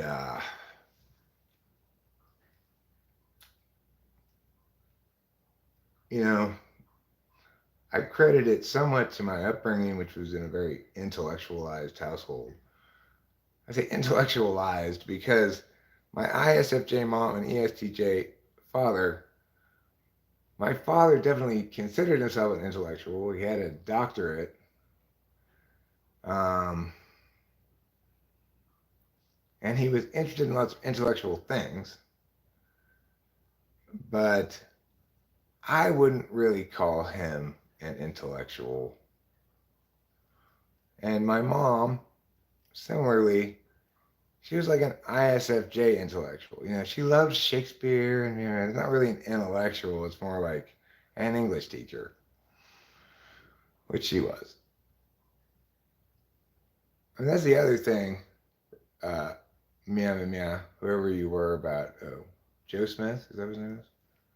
Um, Both my parents were teachers too. So I'm not shitting on the profession because I think teachers are bad people. I'm shitting on the profession because I think school is a bad institution. Compulsory school after grammar school, anyway. Um, oh, you are present. Yeah, yeah. So I mean, look, I come from a family of educators. I respect education as a profession, and I know that plenty of classroom teachers are doing the best job they can with while being set up in a situation that's guaranteed to fail.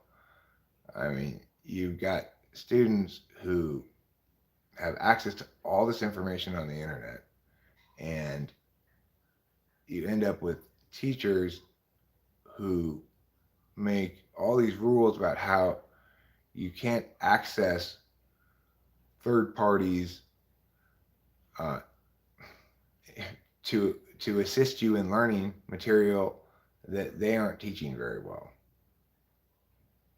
because they're worried about somebody cheating because of the internet or something. Well, at that point, you've really forgotten about what you're doing there at all, right?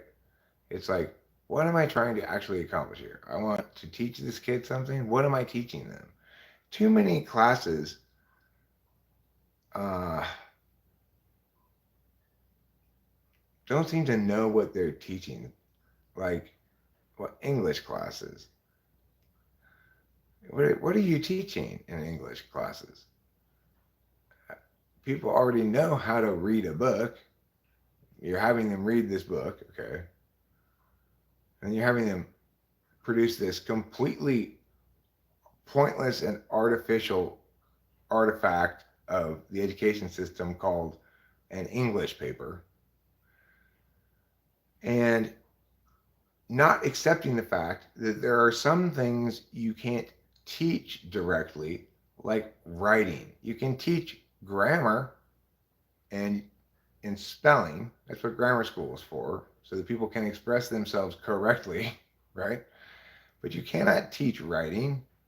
Authorship is about the voice of the individual who's expressing himself.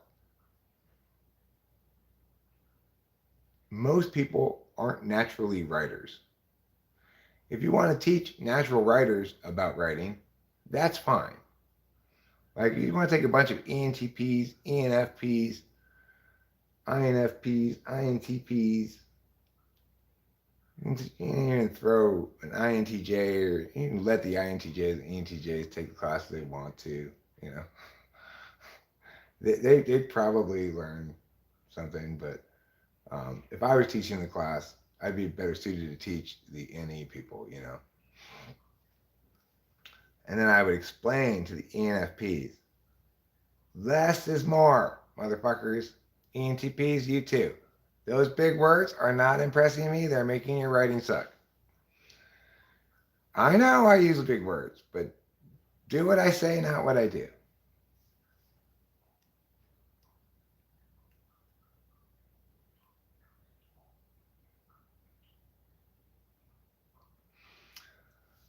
I like the analogy when students say, when are we ever going to use this? I say, when are you going to use jumping and tires in football? You should say, tomorrow, when I test you on it. Well, we know that's the truth. I'm not going to pretend that us all being here is a good idea, but you are here. And my goal is to have you learn this information. Maybe it shouldn't be my goal, but it is. And um, even though you might not authentically care very much about your performance in terms of a student, as a student learning this thing, your parents probably do, and you'll probably be happier if you succeed at learning this, and if you can, right? If you find it more or less impossible to learn it, then just tell me that, and I'll make accommodations. But you gotta really try hard first, okay? Because otherwise, it's like, I'm in a no-win situation here. I want to educate you children. I believe in educating children, but I don't necessarily believe it should be done in a setting like this. And I, I'm my hands are tied by standardization protocols provided by the district. This curriculum that I'm supposed to cover, for example, with you guys, is very broad and shallow, which is the least desirable architecture for a curriculum. What I need to do in an ideal world is go into teaching deeply those things that I know how to deeply teach and want and believe in and have good answers for what you're saying. And I am not able to do that. So then instead of trying to appeal to the actual value of this, I will appeal instead to the actual value of succeeding at anything, even if it's pointless. It's always better to succeed than it is to fail. And to the extent that it's possible, I'd like to get all of you to succeed at learning this. I'm a pretty good teacher. And while I don't, begrudge you your overall skepticism about this process. I think it's absolutely warranted. I think that's a smart question to ask. I would ask the same question. And unlike the other teachers, I'm going to acknowledge to you that I don't have a good answer for that question. And I do have, though, a good answer to the question, why should I learn it right now? Because there is one kind of muscle that's worth practicing, and that's called success. It's good to try to succeed at shit, no matter what it is, even if it's dumb. If there's a possibility of you competing against other people, it's always better to win than it is to lose. In this instance, you're competing against your current blank slate state of ignorance. You've never been introduced to this information before. You don't know what to do with it. You're trying to find a frame of reference into which to put it, but I don't have a good answer for you. You're going to use it when you work at the grocery store? I don't know what to say, man. I'm not going to lie to you. So I don't blame you for wanting to put it in some kind of frame of reference to make it of value, interest, or use to yourself. And so I would suggest that if we're going to frame it thusly, you frame it as it's better to practice trying to be successful, even if I fail, and failing, than it is to practice quitting, giving up. It's better to practice being self-disciplined to the extent that you can, even if that shit you don't like, than it is to practice quitting, giving up, or being lazy. So for some of you, Eric, I see you back there, little boy, Eric, you really have a hard time doing any kind of homework, right? And it doesn't matter what I tell you in terms of maybe structure it like this, structure it like that. You're never going to start get into the regular habit of doing your homework before you leave for home. Even though you think you're going to, because you do it for 3 days in a row one time, and then you don't for a long time. And so I'm just going to tell you right now, just stop beating yourself up over all this shit and don't worry about it so much, right? I tell you what, on the day an assignment's due, I'll have you come in to school 45 minutes early and just write the paper right then in the class. And that way you won't have to worry about doing your homework. Okay? You can just come in, any big assignment is early and do it right here in class. It's a rush job from you is better than most of the shit I get anyway. So it's fine. That would be a good teacher. I don't even know who Andrew Tate is. People keep talking about him. It sounds like a brand of shoes, of fancy dress shoes. When I need to look my best, I don my Andrew Tates.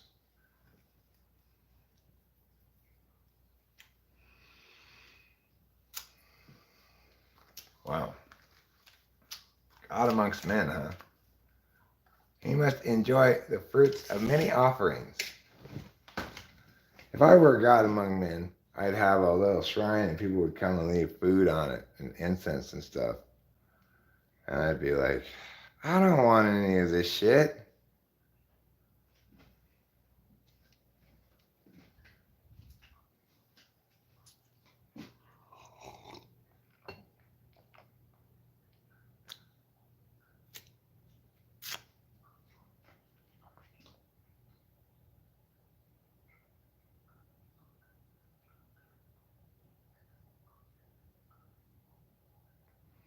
I don't know what that means either. A little Pop Tart. I do not know what that means. I think he's trying to be suggestive of something, but I'm not sure what. Nobody knows what Mr. Bobby means when he uses metaphors. Sometimes it's nice, and sometimes it's mean, and sometimes it's a bore. Mr. Bobby's pretty unpredictable. That's one thing I like about him, like you gotta give him credit for is he'll switch it up on you sometimes. It depends how fighty he's feeling. It's so warm out, Jacket. What am I doing? I'm going to boil alive.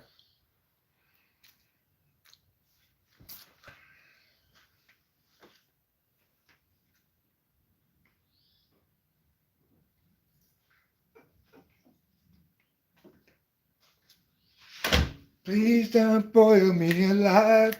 I don't feel 5 times ready enough for that. Don't boil me alive. I've still got a hive of bees. I've got a care for cheese now. Don't boil me alive. I call that song Don't Boil Me Alive. I hope you enjoyed it. It's the newest hit of 2023. I think you should include it on Interscope's Summer Vibes Mix.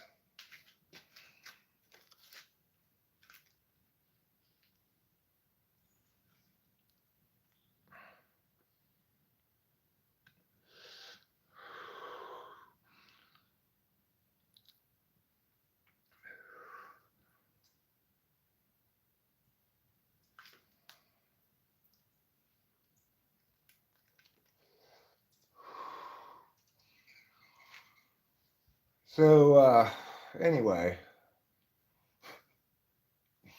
after the millions began rolling in for my new hit, Don't Boil Me Alive. It's not going to change me. Life's going to be the same. It'll still be too hard to spend money. And to go somewhere or go online, like search for something. No thanks.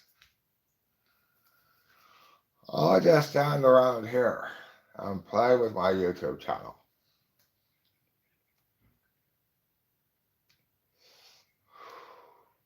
I put out cutlets for the Woodland Friends this morning, pretty early. Yeah, they've gotten used to me putting them out later of late, because lately I've been getting up later. Lately of late I've been late and getting up later. So naturally, that's why I gave Christian Leitner a call. Hey, can you explain to me about being late? He said, no, I can only explain about that one shot I made against that one team one time when I was in college. Oh, you mean that shot that advanced you in the tournament when you were playing for Duke against North Carolina, I think it was? Yeah, that shot. A fallback jumper from, I think it might have been a 3-pointer, might just have been a 2-pointer from like the middle of the key or free throw line or somewhere in the middle. Yeah, that one. It kind of has defined your life, huh? Yeah. Better than Bill Buckner. That's my hypothetical conversation with Christian Leitner.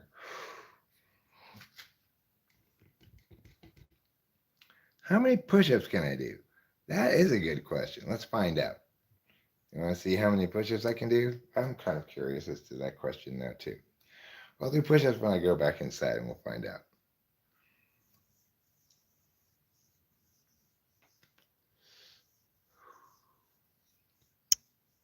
You were named. Stop fading away so fast, chat. Be cool. A little Pop Tart. You were naming people and talking about push-ups and told me to, so I said S as you're talking about a lot of specifics, not concepts. You guys can make bets and stuff. Yeah, I will push up honestly as many as I can. I don't know what to anticipate because I haven't tried doing this and I can't even imagine how long. But I don't know. So place your bets. Everybody, what do you think? Number of push-ups Eric's going to be able to do. I'm going to go pee before I begin the push-ups, okay? Because I don't want to be weighed down by extra liquid. It'll limit my number of push-ups.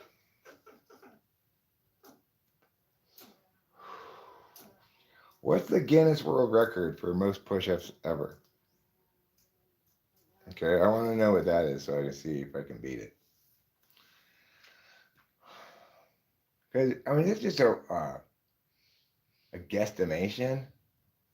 I'm figuring I could probably do over 1,000 push-ups.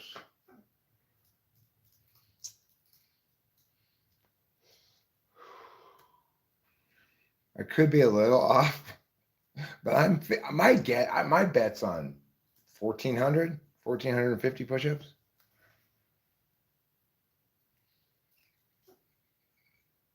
That seems like probably the best bet if you were going to put money on it.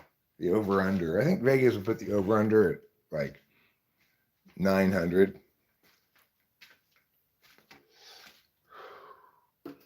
All right. My pee hone's running out of electricity, so I got to go plug it in. Then I'll go pee. Then we'll have the push-up contest.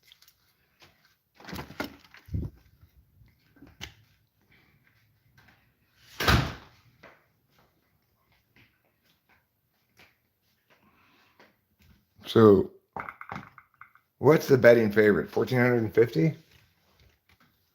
1,200, something like that?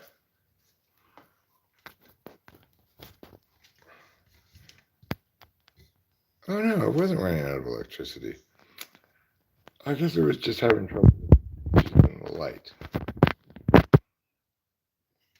so I won't plug it in. I will still go pee though.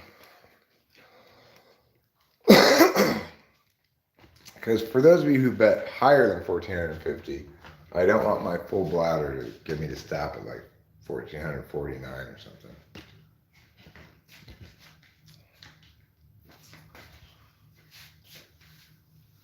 If I could save pee in a bottle, the first thing that I'd want to do is not save my pee in a bottle at all, but instead go into the poo.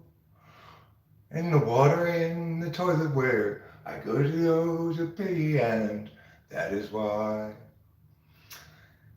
If I could save pee in a bottle, well, that's not a necessary conditional because I definitely can save pee in a bottle, but I don't want to.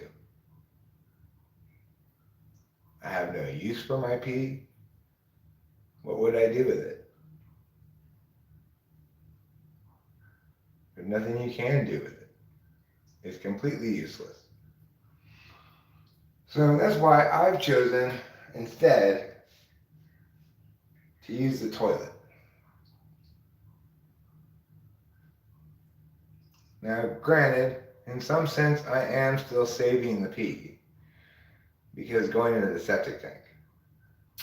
But the kind of septic tank we have, it actually separates the solids and the liquids, and the liquids get filtered through many feet of sedimentary rock back into the aquifer. Isn't that interesting?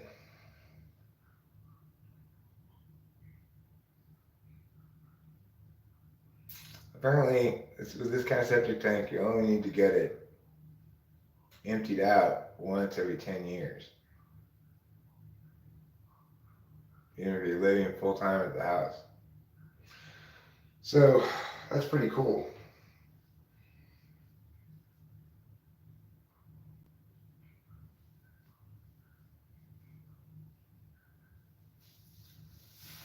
And I don't know how they have it designed exactly, but I have Not one time since we moved here smelled the septic tank at all. Like apparently that's a problem with septic, is that sometimes you can get it coming up, the smell of it up through your uh, drains and stuff. Never had that. Never encountered that problem one time. Okay, now push-up time.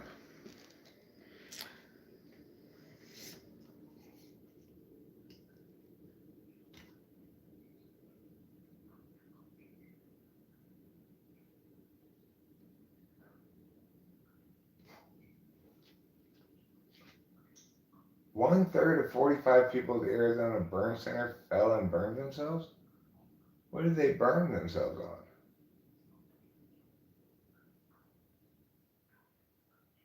Okay, now let me tell you an added detail if anybody wants to update their guess on push-ups.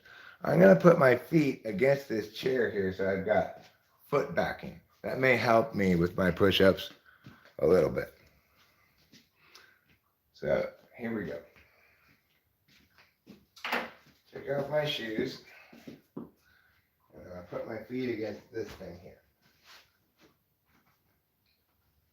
Take off my glasses too. Okay. I believe I'm in proper push-up position.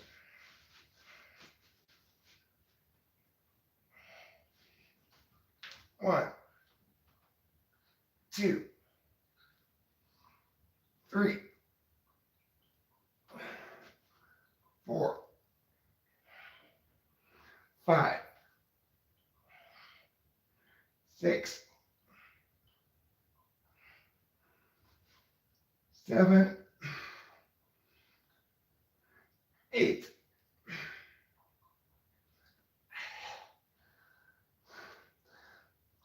nine, 10, 11,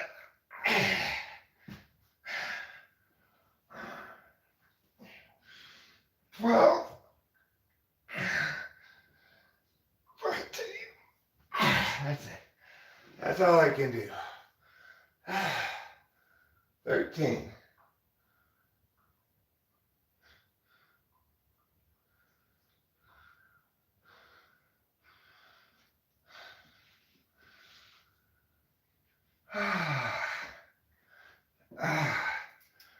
Oh, that was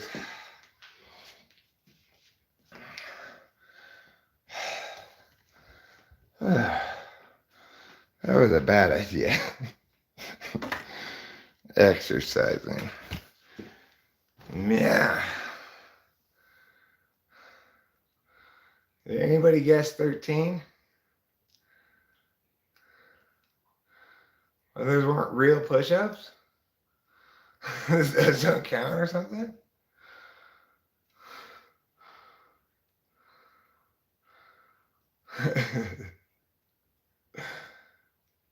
I mean, those were real push-ups. I got my whole body up off the ground all the way, even made sure I got all the way to the top.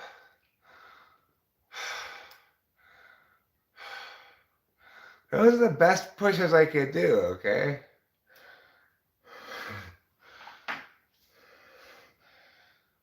Jeez.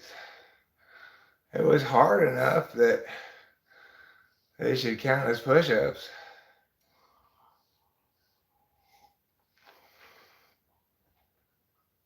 Thank you, Bobby.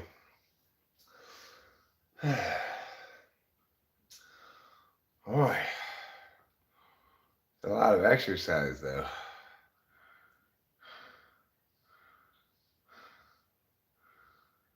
I mean, I used to enjoy exercising. I didn't really enjoy exercising. I used to play a lot of, I did 13, I think, didn't I? I used to like to play pick up basketball a lot. I played it a lot in college, and I played it a lot after college in my 20s. I used to go play at the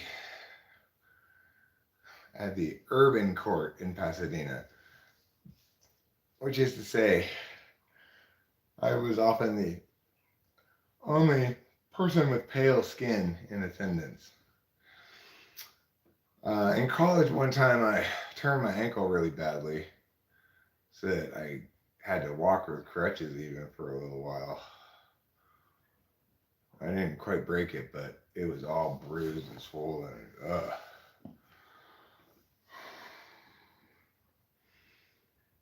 And nobody would have ever called me anything other than than a, than a slow and deliberate offensive player, a pretty stout defensive player, and a good rebounder. That was my basketball game. Of course, at 6'5", I'm pretty tall for pickup games, right? So it's natural that I'm going to take on a big man role.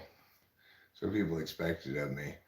And as an inside shooting presence, I was not very good. I was very slow, and I a lot of times passes would hit my hands, and then it would go up right off my hands out of bounds. Things like that. What is spite? Well, I mean, definitionally, spite is the effort or desire to do harm to somebody else, though no good will come to you from doing that harm. But spiteful people, in my experience, are those who persistently try to get me, harm me, take me down a notch, or whatever. Uh, um, Long after I have lost interest in the initial conflict. Like, it was a long time after I was well done thinking about Michelle Shocked that she served me papers to be heard before a copyright board.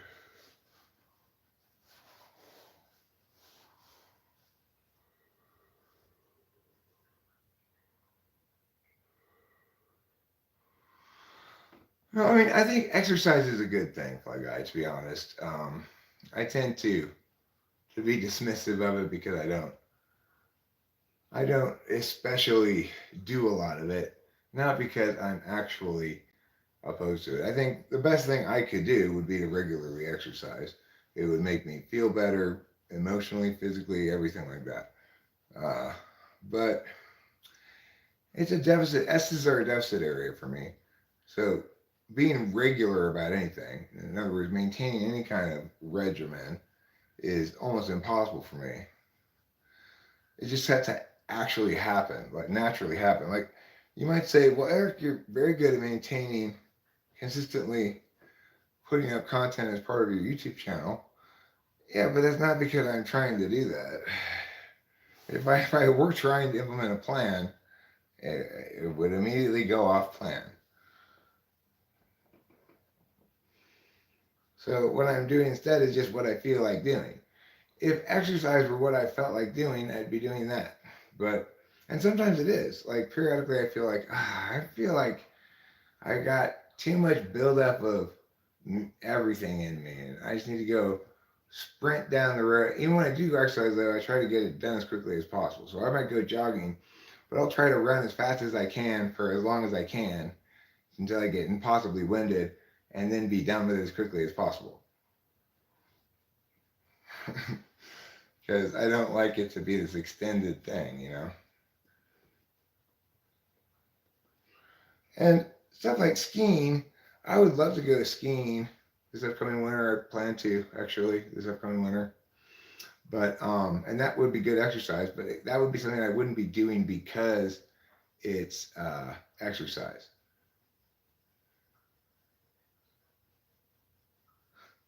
That little Pop Tart, that's quite brilliant, really.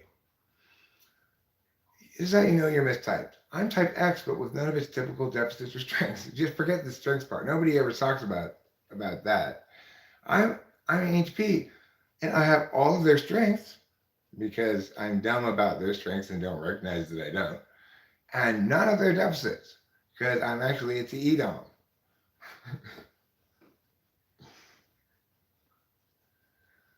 This is how you know you're mistyped. I'm a meow, but I've overcome this problem that typically meows have.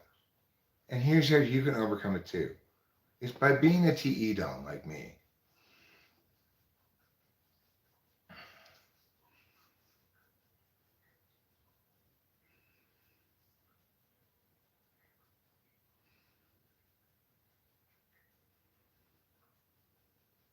Well, because Big Pop Tart is the second most SE polar person ever, and obviously Lil is more polar than Big. I was reading yesterday about Lil Tay. Who here knows about Lil Tay? Anybody?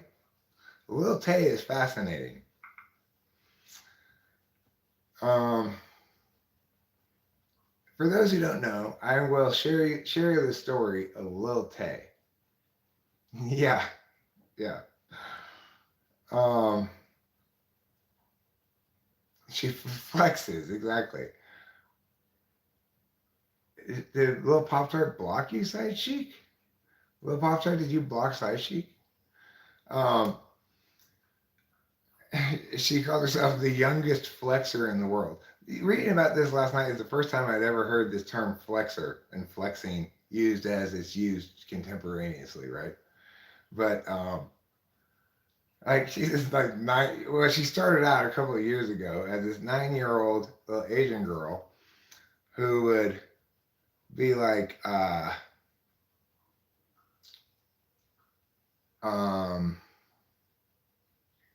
Joe Smith. I don't think you should be basing on their videos. See, you've seen their videos. Well, okay, then fine. I can see that you you've referenced sufficient information to justify having more of an opinion than just based on chat. Because I was gonna say you can't type people based on chat. I've been wildly wrong based on those kind of notions of seeing somebody in chat. But when I actually talk to them on video, they're not like that at all. So trust me when I say you can't type somebody based just on chat. But if you're saying it's based on their videos too, okay. I'm not. It doesn't mean you're right, but I can see that you've got enough information to make a claim. Um, so what was I talking about before I got distracted with that? Um, oh, right, Little Tay. So it's like she put up, I guess, Instagram videos, or maybe Instagram has a short video. Oh, let you put up short videos. I'm not sure. Is that the case? Can somebody tell me that? Can you put up short videos on Instagram? Um, no, it's no TJ. No, there's no J in there. It's just TAY.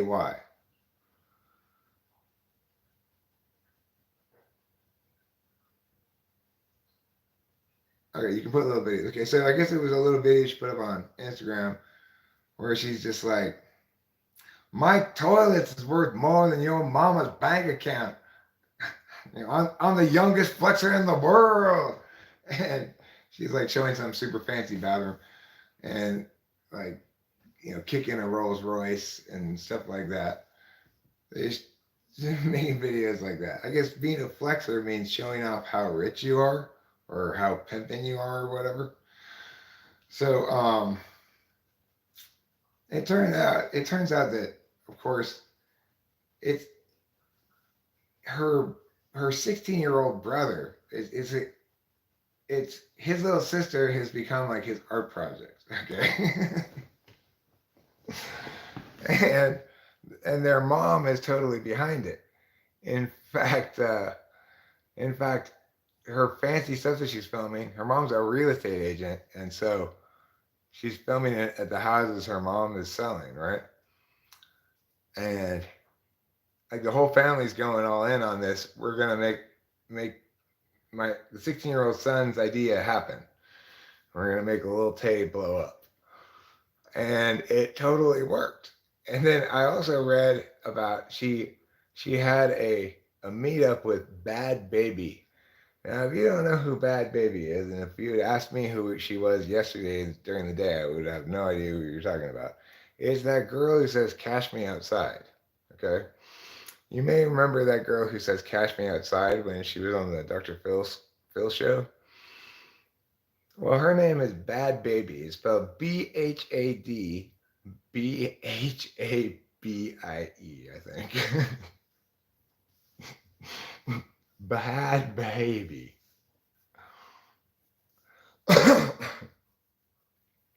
Anyway, she had like a meetup with No, there's an H in baby as well, Mr. Bobby. It's Bahad Bahabi. Who apparently is quote unquote a respectable rapper. Like she's getting some cred for her rapping apparently.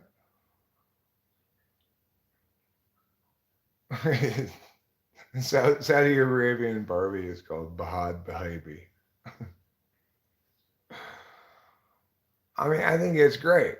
I too would be fascinated by a 9-year-old girl claiming to be like calling us all broke ass bitches and showing off her fancy bathroom stuff. I just think, well, what strange weirdness is this, you know?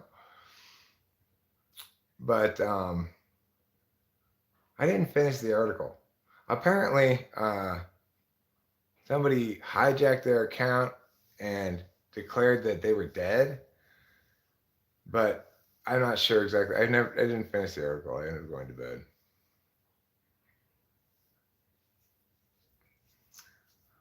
The man with the great machete. There's an H after B in the baby. It's Bahad Bahabi. Like Mr. Bobby said right there.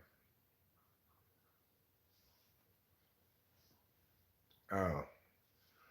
Well, I don't like what's his name? Something 69. I don't like him because he's a predator and an awful person, etc. I like this story about this Asian family all on board with this ridiculous idea of getting their 9-year-old daughter to be this the youngest flexor in the world.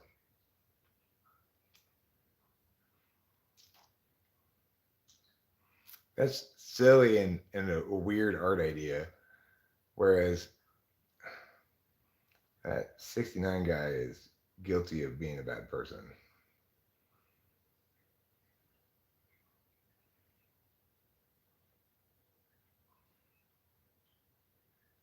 Right. That's why that's the huge difference, right? 6ix9ine was part of a gang of criminals, whereas Lil Tay is part of a family art project.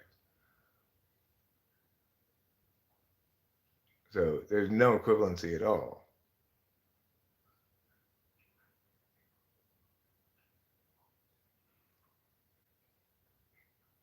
It's appropriate to be into family art projects that are cool and funny and interesting. It's not appropriate to be into criminals who victimize people. Especially when their art has no redeeming quality whatsoever.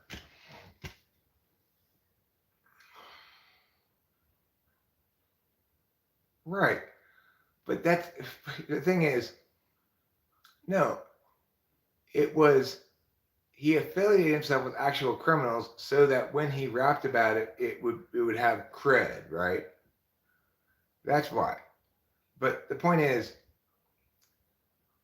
street cred like that isn't desirable artistically, and his bad art didn't deserve any cred, street or otherwise. And there's no good way to be a criminal that actually victimizes people.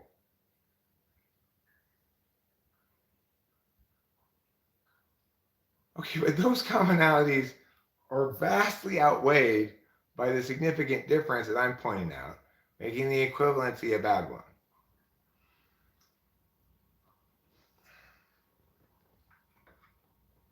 I mean, I could see being fascinated by 6ix9ine as the tragic story of unsupervised young youth run amok, right?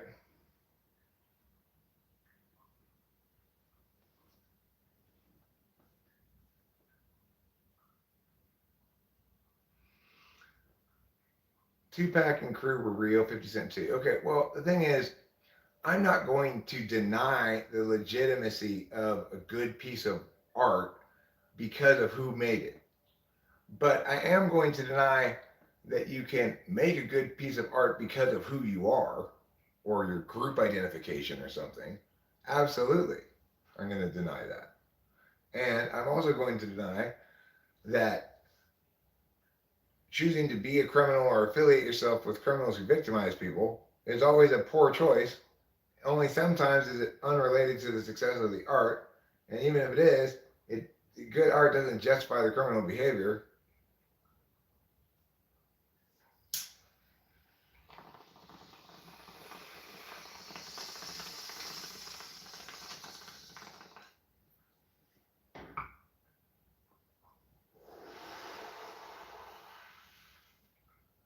And obviously, you don't need the actual criminal behavior to do good art about it, as proved by Eminem, who played various characters doing horrible things, but did it in a way that was artistically compelling, right?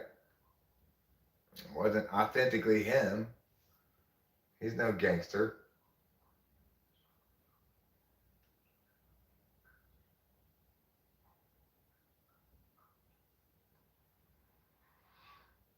Doing a big thing doesn't impress me. I could do a big thing by going downtown and hurling gallons of paint all over everything. That's not a, that's not worth it being impressed by that. You should hate that person for being so antisocial in their behavior. Maybe not hate, but you should condemn them. Is there any good piece of art to talk about? Sure. Let's talk about My Sweet Reincarnation. Or maybe it's just called Sweet Reincarnation. Yeah, Sweet Reincarnation. Is anyone out yet? No? What? It's almost 10 in the morning. Get with it, Crunchyroll. What the fuck?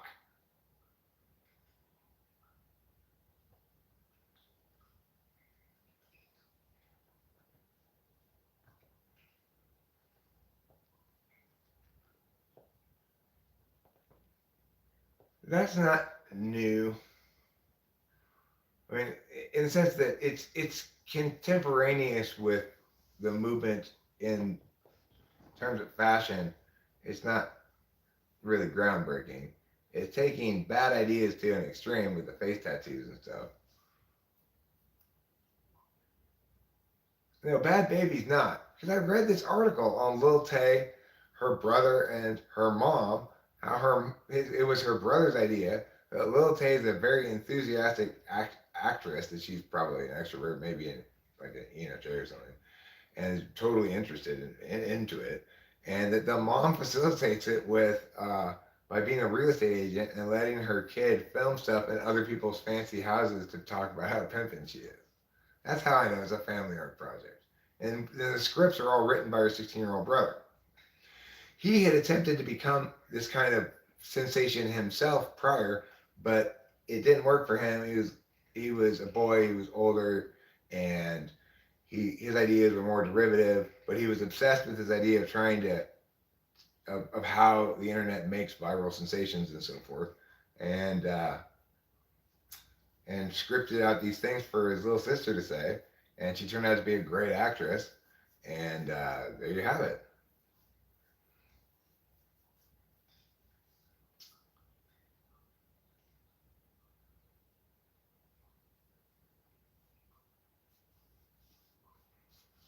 So anyway, I kind of want to go back and finish the article because I can see why it worked. I mean, she's a cute, innocent little 9-year-old girl, like Asian girl, and she's she's basically acting like bad baby and calling herself the youngest flexer in the world.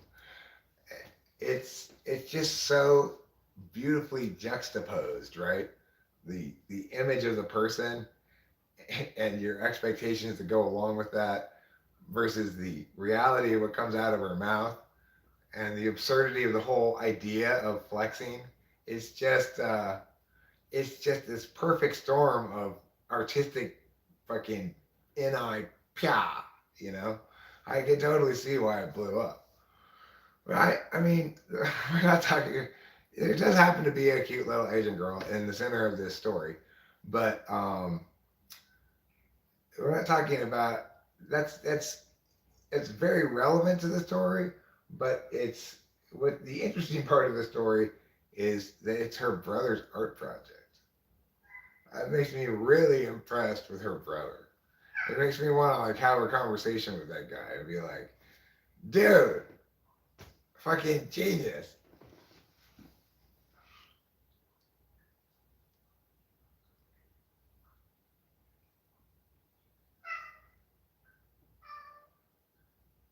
And did his behavior with her comprise something that was suggest that he respected her humanity at all, or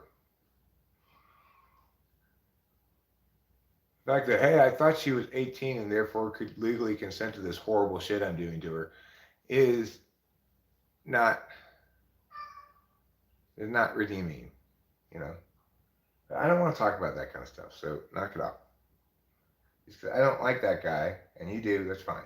You like him as much as you want, and maybe you think that I'm condemning him unfairly, but you just gonna have to live with that because I don't want to even go into the details because it's depressing.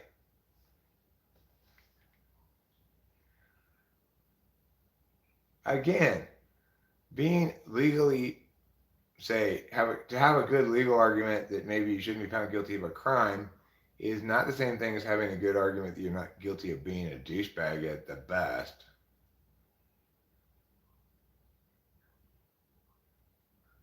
So stop.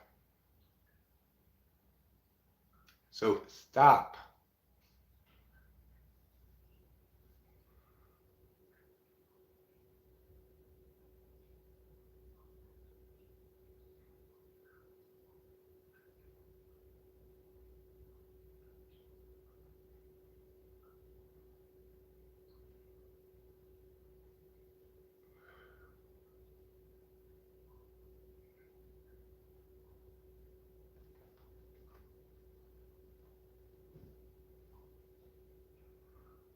I mean,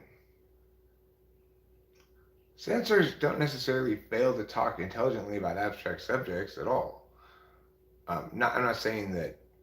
I forget who's saying who about what. Little Pop Tart or Joe Smith, but exactly, Boba Fett. Except I won't take my ball and go home. I'll put Bobby on timeout because why should I have to leave? This is my house. Um,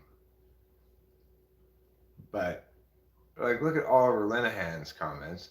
If you were to judge him based on the metric you're using about sort of abstractness versus concreteness, you would say that Oliver Linehan's an intuitive, but he's actually an ISFJ. Okay, well, I'm okay with being lame. I just am glad I'm not literally lame, namely that I don't have a broken leg or something. I'm just metaphorically lame, and I'm okay with that. In fact, I'm gonna take back the word lame. I'm gonna reclaim lame from the lame haters. Being lame's cool now. Okay? Yeah, I'm lame. I'm the lamest motherfucker on the planet. And that's a good thing. Okay?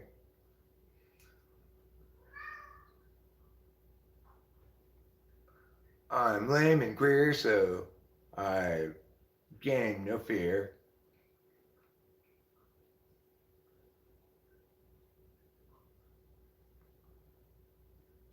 I don't hate on snitches if they are snitching about actual crimes.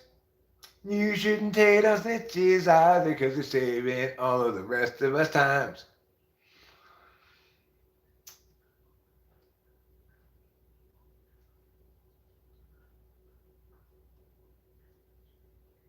I mean, it depends on what you're snitching about, right? If you're snitching about something that victimized somebody else, it's a good thing to do. If you're snitching about a rules violation that hasn't victimized another person, then that's when the proverbial stitches are deserved. Do you believe that having a racial preference in dating makes you racist, even if it's 1% racist? Um,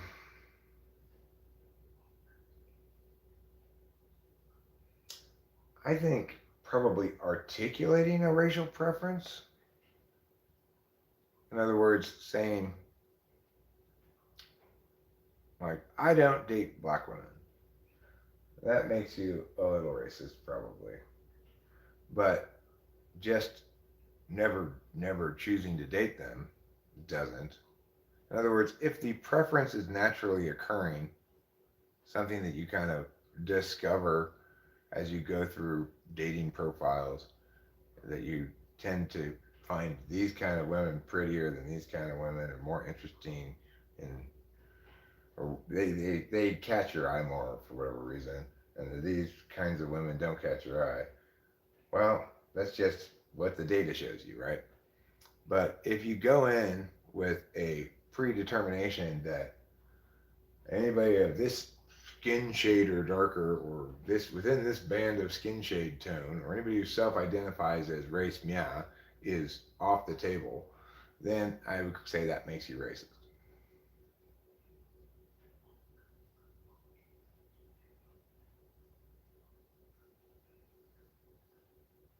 Oh well, good, Bobby. You and I are in agreement there. I don't think that the reason to hate on 6ix9ine is that he's a snitch. I, and I don't really think that I don't have a great deal of reason really to hate him or anything. I never thought he was a good artist in the first place. I don't think his I find him mostly a tragic figure because you got your face all tatted up by that age. What a disaster. With stuff that is not going to be cool when you're 50 years old at all. I won't date dinarids. Dinarids. What are dinarids?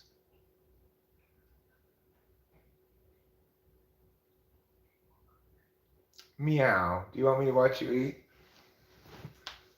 Let me pull a bond rip and I'll come watch you. Okay? This cat wants me to watch him eat and ideally pet him while he eats too. Okay, and he won't even eat until I go over there and watch him eat. It's ridiculous.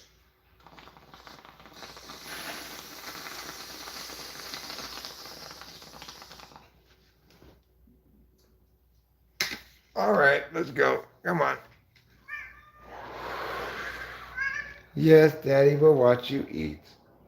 Yes, he will. Yes. Oh, yes. Daddy knows. And Daddy loves. Yes. Oh, yes. What a good kitty. What a good job you're doing eating your food. I've seen kitties eat before, but none of them has impressed me as much as your eating technique, style, panache, if you will, impresses me. Oh, yes. And Daddy knows. Daddy sees. And Daddy loves. Yes, I know. You're setting world records every time you eat. You're setting a new bar for coolness in eating.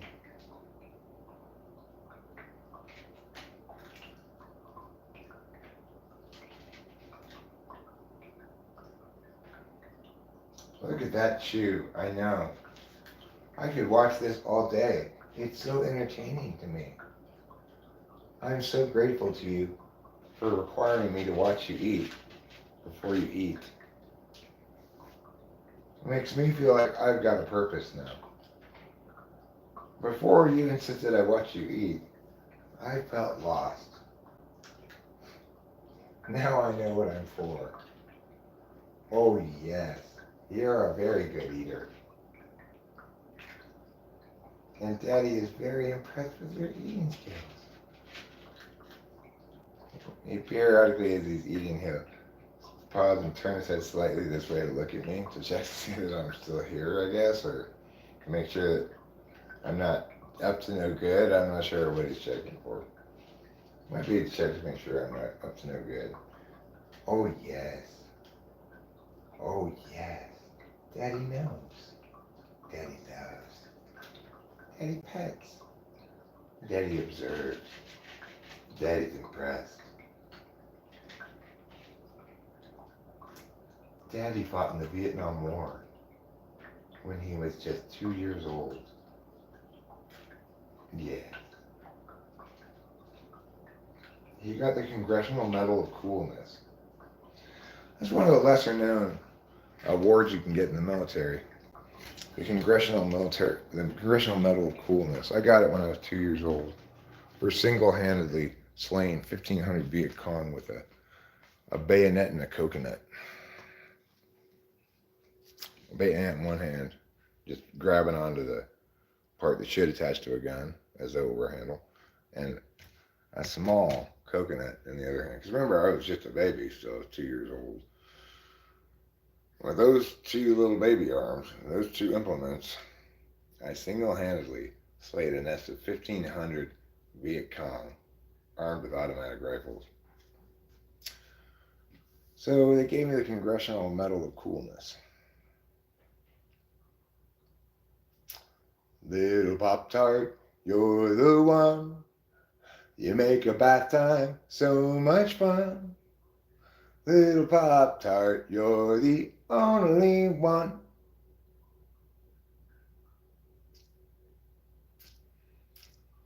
Right. The man with the great machete says, I think it's only discriminatory, not racist, if you have a dating preference, and that's what we all do, even if I happen to be xenosexual. Right. There's no more offensive than having a preference for thinner people over fatter people. Interestingly, I saw an article today in the Google News that said, um,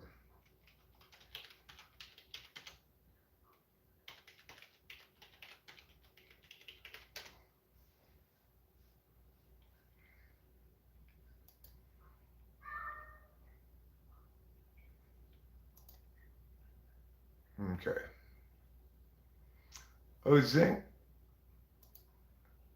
This website says Ozempic settles the obesity debate. It's biology over willpower.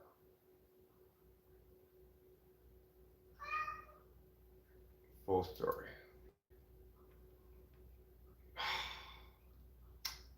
It's Anti Wall Street Journal, which has a paywall.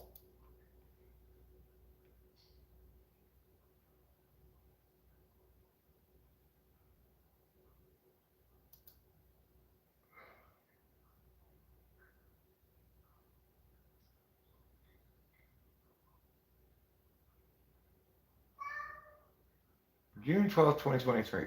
2023.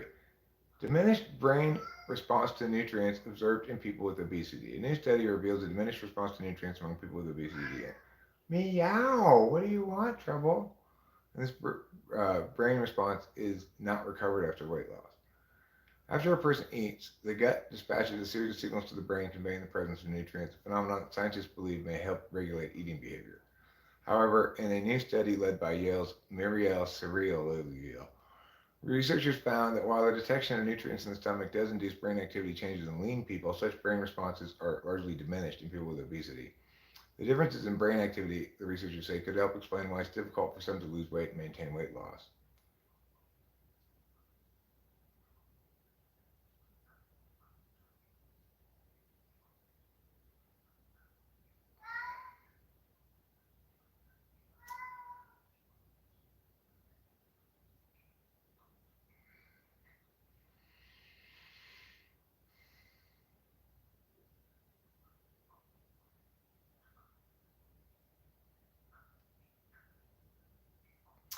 In lean people, both glucose and fat led to decreased activity in two parts of the striatum. However, only glucose led to changes in brain activity in participants with obesity and only in one area of the striatum. So anytime I eat either sugar or fat, two parts of my striatum, the brain region called the striatum, which previous research has shown mediates the rewarding and motivational aspects of food intake and plays a key role in regulating eating behavior. The striatum does this in part through the neurotransmitter dopamine. The study found that in lean people, both led to decreased activity in two parts of the striatum, whereas only glucose affected obese people and only in one area of the striatum, one part of one, one area of the striatum. Fat did not change brain activity in this region.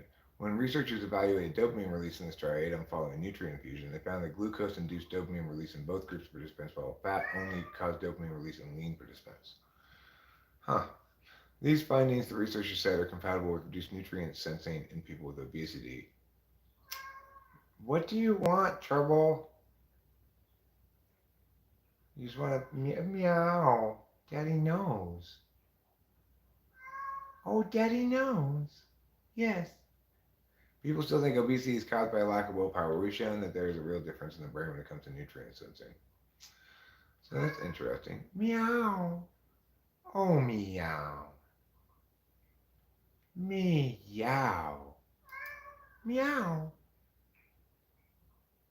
Oh, meow. Meow. Why are we meowing so much? Why? Tell me, my friend. Why did we meow so much? Can you tell me why we meow so much? You and meow. Is that why?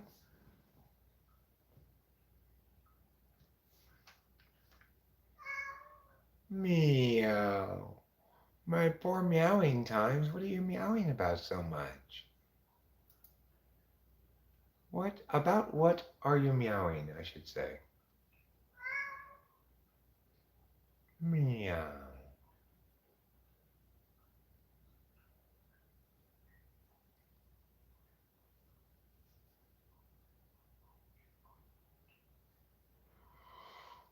Harvard professor Avi Loeb.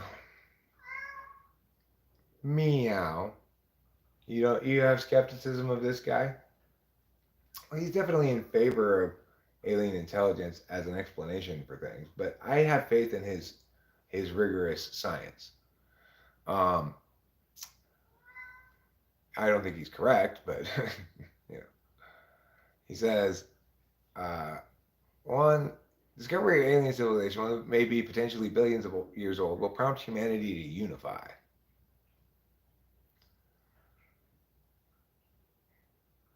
Loeb, a trained physicist who got his PhD at 24, said it's arrogant of us to think we are alone, that we don't have a neighbor out there. I mean, I don't think that's, whether or not there's a neighbor out there, right, is not the same question as whether alien intelligence has expressed itself in any way that human beings can recognize as such. But at least the thing he's considering is plausible. Like, for example, what he's considering is that this object they felt on the Earth as a meteor is actually interstellar junk from another civilization that's been traveling for a long, long time and doesn't contain, it's just junk, right? It's not a spaceship. Meow. What do you want? You can go outside the normal way. You need me to be your doorman?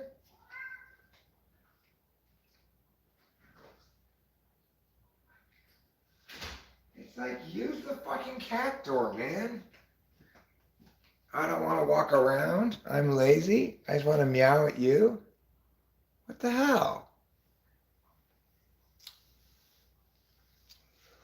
So it is plausible that there could be an alien civilization out there and that some piece of space junk from their civilization could eventually, if it got out of their solar system for whatever way, could eventually come to Earth. That's plausible, right? Because that doesn't require us to imagine anybody breaking the light speed barrier.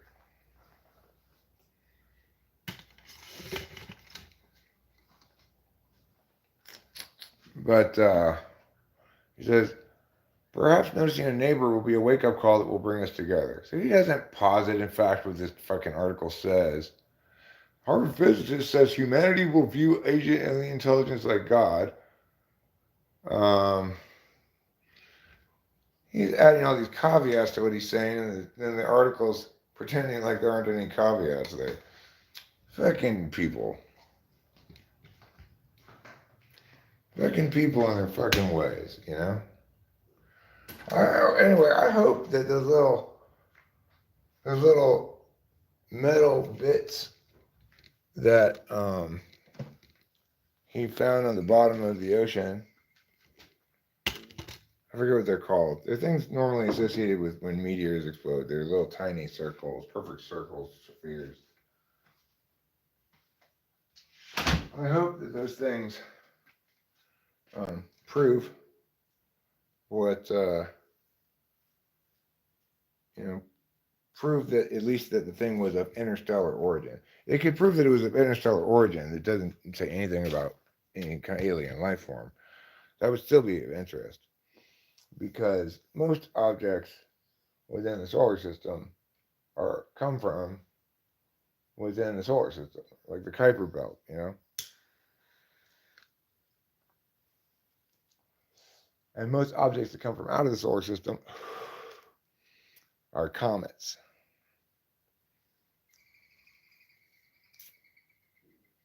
So that would be interesting if it were something other than a comet that's interstellar that hits Earth, even if it had nothing to do with alien life at all. That would be very interesting.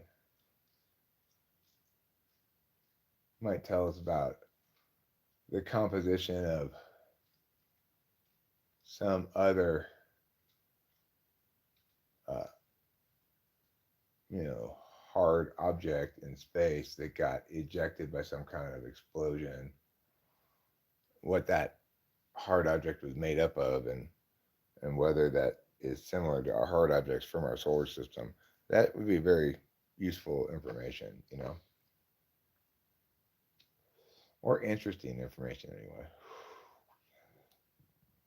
So I have high hopes for those little things that he found at the bottom of the ocean. Though again, I forget what it's called. There's a certain word for it. They're little tiny spheres that come out of like meteors that explode in the atmosphere.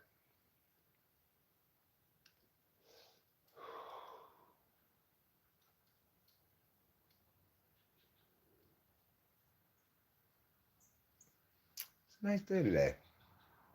The Woodland friends are here, enjoying their cutlets. Your mom stopped by earlier. She told me to tell you hi.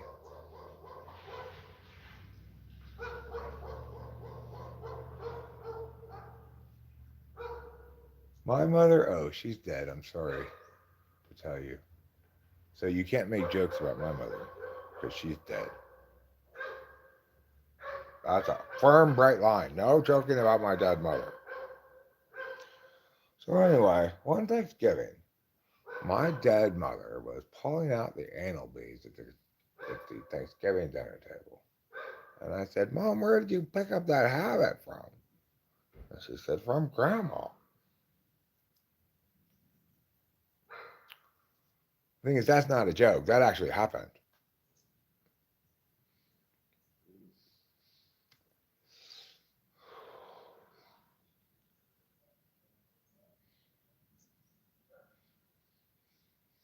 Mascara? You want me to put mascara on? I'm not sure if I'm really the mascara wearing type. Is mascara? No, mascara goes on your eyelashes. Is that what you're saying? Are you critiquing my eyelashes for being too short? You sound like my daughter, who blames me and my short eyelashes for her own purportedly too short eyelashes.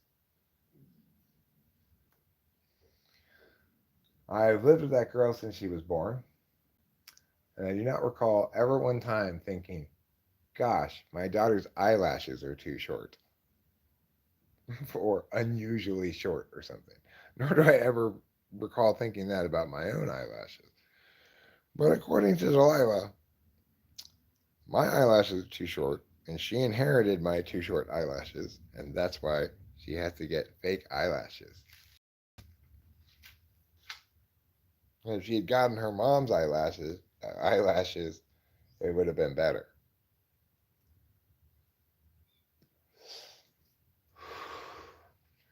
But she says that's really the only thing that she doesn't like that she got from me. Whereas there's several qualities she got from her mom that she's not so happy with. So, this is, of course, according to her fourth slot intuition about what means what and how things happen. And she's also kind of joking around, Although it never really sounds like it. She seems to take things like that strangely seriously, like her eyelash length. Like, who would even think about that at all? A lot of chicks do that. Chicks like to think about weird shit like that. Not all chicks. Hashtag not all chicks. Okay, fine. I'm not saying all chicks. God. Jesus. And the Holy Ghost comprise the Trinity. Representative Kiley, this is from Fox News, but it's Representative Kiley says San Francisco crime is so out of control that employees ...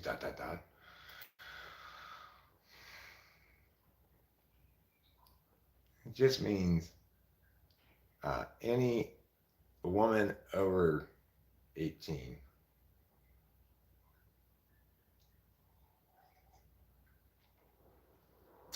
I might also refer to any female of any age as a girl. Um, and uh, I don't use dame very often. Look at that dame over there. Uh, let's see. What else are words I use for women, females? I sometimes call them whooper children because I don't want to be misogynist. And woman has the word man in it. So instead of that, we put person. But person has the word son in it. So instead of that, we put child. So whooper children is the most politically correct way to refer to females. Because female has the word male in it. So you could call them feeper childs. Feeper childs or whooper childs. Whooper children. Whooper children or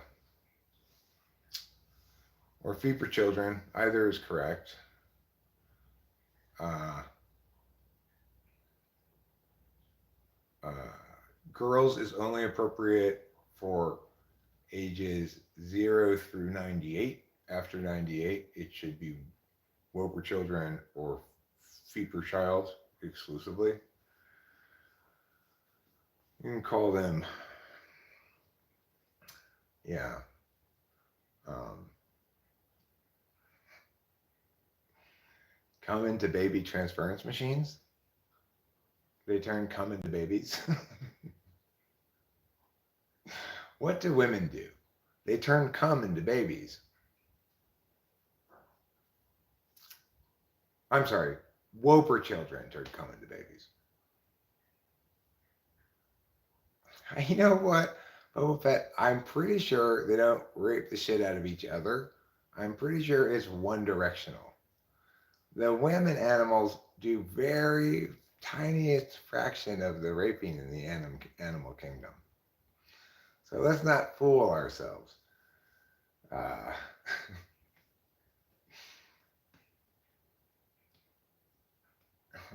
Raped dolphins don't become their abusers.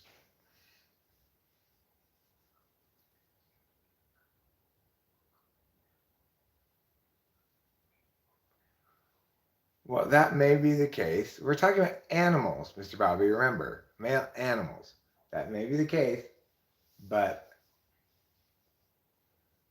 like I said, raped dolphins, raped female dolphins don't become their abusers. Okay? Um, Regardless, let's not commit any naturalistic fallacy here and think that because something is natural, it's good. All right? So let's begin right there. Any conflation of natural with good is a commission of fallacy 102.A43, namely the naturalistic fallacy, which says that to conclude or posit or imply that something is good or bad because it's natural or not natural, or to draw any connection between a normative frame of acceptability and a physical frame of actuality is to commit a naturalistic fallacy. Okay, so let's not do that. Are you on top chat? Or you a bottom chat? Boba, you a top chat? Or you a bottom chat? Do you like to pitch or do you like to catch? Are you a Santa Claus or a chimney snatch? What you are, Boba Fett? Top chat or bottom chat?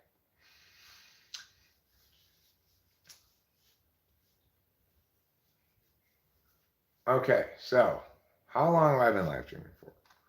I am determined to not stream for more than 4 hours. What time did I start streaming? 3 hours ago?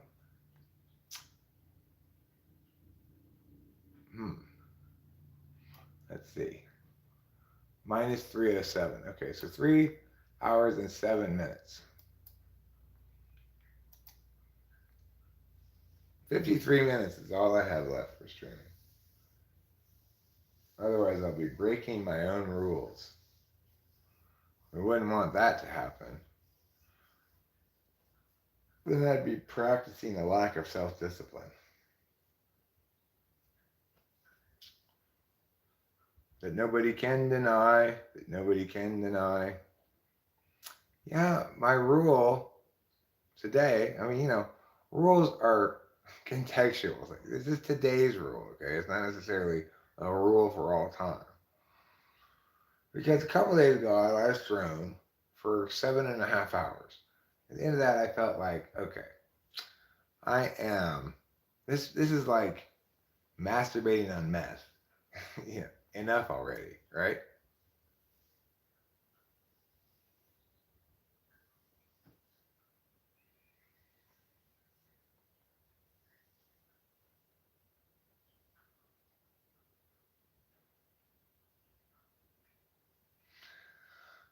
Yeah, I just don't want to get too into what you might call the devil card in tarot, which is, you know, there is a certain amount of self-indulgence that's a good thing. And then there are times when self-indulgence that becomes the devil, and it's the source of your problems, your way of avoiding dealing with shit you need to deal with, and or miggity meow, meow, meow, meow. One time I used my flamethrower to kill a part. More than one time. I try to do that as a mechanism of being polite if Rachel's nearby, you know, so she doesn't have to smell it.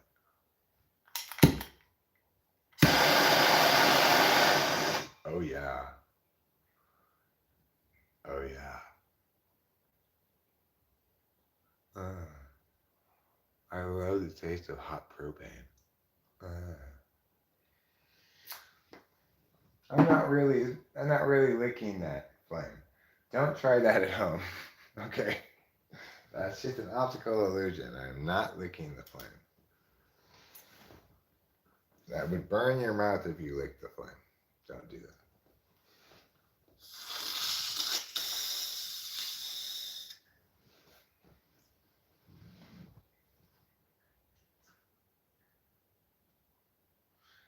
Just in case you thought it was real.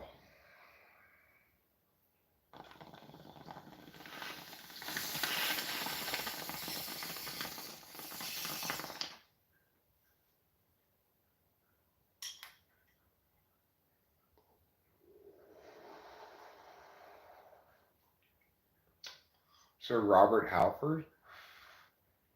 I don't know who that is. It's been nice meeting you too, Lake Superior Skywatcher and nature lover. I've been doing a fair amount of sky watching myself. I know you're probably leaving right now, not a good time to start this conversation, but I'll tell everybody else, even if you are going away. Around here, we got a lot of drones in the sky at night. Most every night I go out and I see at least one. They're never right over my house or anything.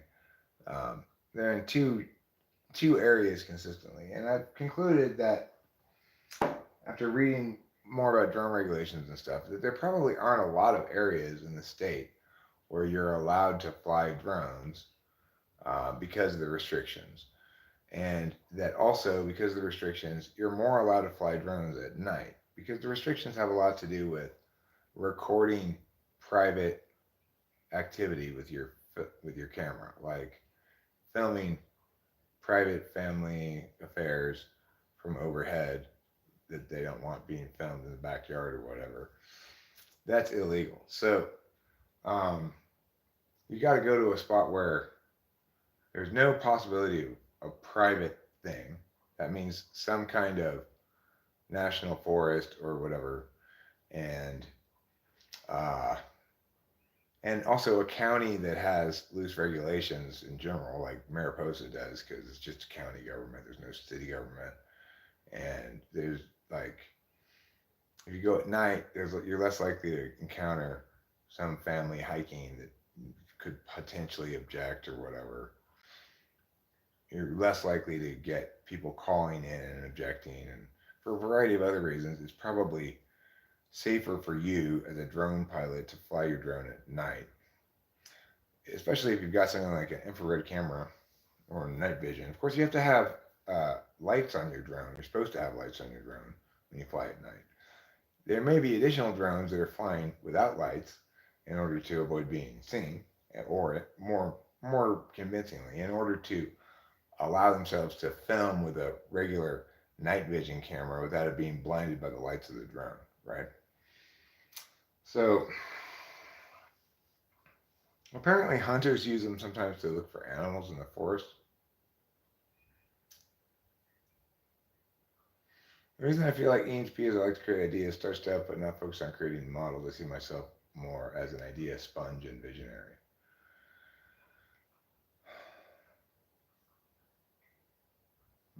Well, I mean, you're here picking up various ideas. Around here, lots of interesting and good ideas get talked about, you know? So, so anyway, I do feel kind of relieved that I believe now I have a convincing explanation for what those things are in the sky and why they're there. I suspect we'll see a lot fewer of them come autumn, winter, which is not the busy season for Yosemite. I didn't quite realize how we were moving to a place where, like in the summer when we had our wedding, I didn't know this until people informed me, but like when we stayed up here to check out the place, it was a regular costing hotel room. It was like $140 or something. I don't know. It wasn't. It was not unusually cheap, but definitely not unusually expensive. Um, but during the summer, people were telling me that you couldn't get a hotel room for less than $400, and you know there weren't that many places that even had a vacancy just for a weekend in July because we're close to Yosemite. I didn't quite get how much there's like this tourist thing going into Yosemite during the summer that makes lodging very expensive. What things in the sky? They are drones. There is what they are. Recreational drones mostly. I occasionally see a big drone. The big drones, they've got two lights, one in the, I presumably on the end of either wing. The same tricolor light, blinking light thing that recreational drones have. But those kind of drones you'll see moving across the sky. I saw one of those not that long ago at night. Um, you got to figure that's probably military. Those those drones that look like little planes. No little Pop Tart. I'm not going to change my YouTube channel name to Chemtrail Boy. But Corey's artist name on SoundCloud is, I think it's I Love Chemtrails. Let me check it out.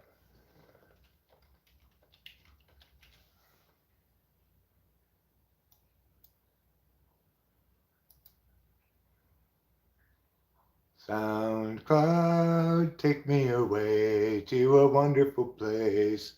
SoundCloud, yeah, his name's I Love Chemtrails. If you'd like to hear what his music sounds like.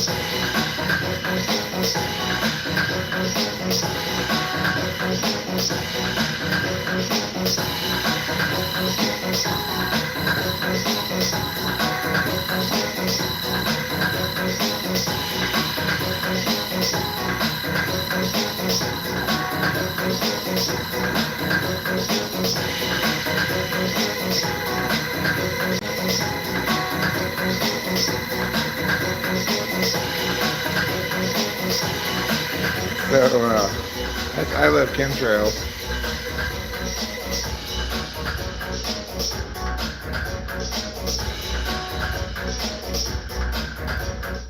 Hope you enjoyed that trip down I Love Chemtrails Lane.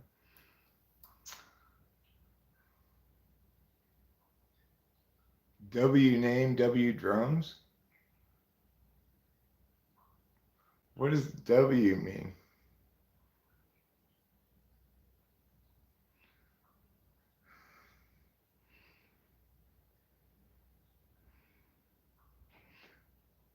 Possibly. Show me a winner. Wow, thanks, little Pop Tart, for winnering me my shoulder rolls. And I agree with you regarding Corey's name and that track in general. I think it's great. Meow, meow, meow, meow. Meow, meow, meow, meow. Meow, meow, meow, meow. Meow, meow, meow, meow.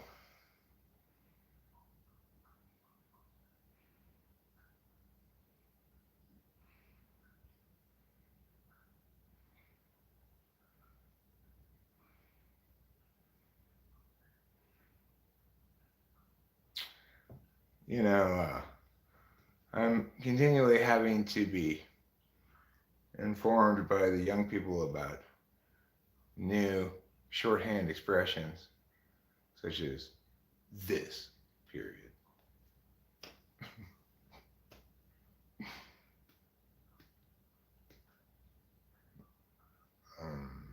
Yeah. Is it relative pronoun day? That, those, these? No, it means this, like This right here is this.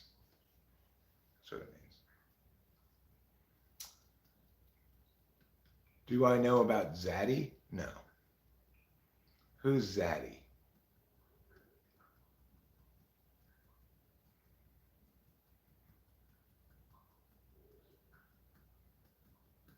Is that a zebra who gives them Adderall?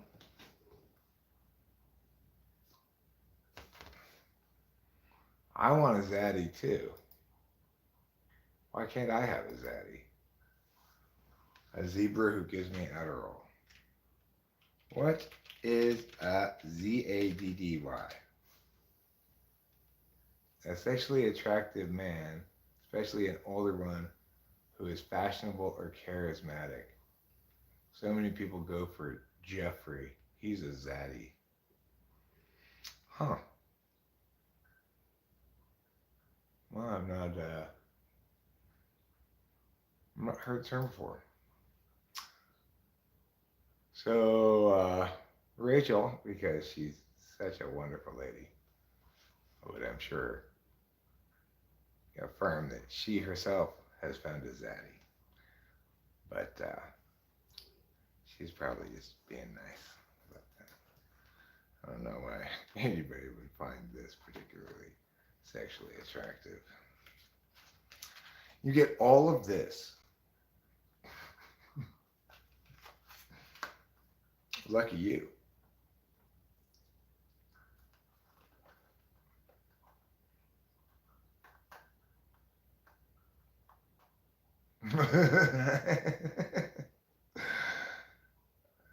You get one.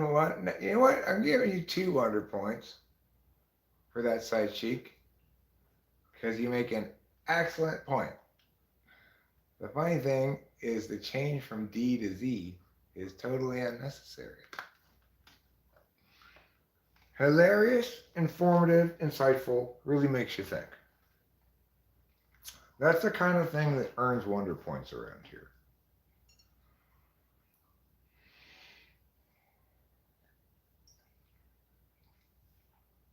It's half joke, half truth, witty, irreverent, insightful, resonant. The kind of thing that makes your scrotum crinkle up a little bit.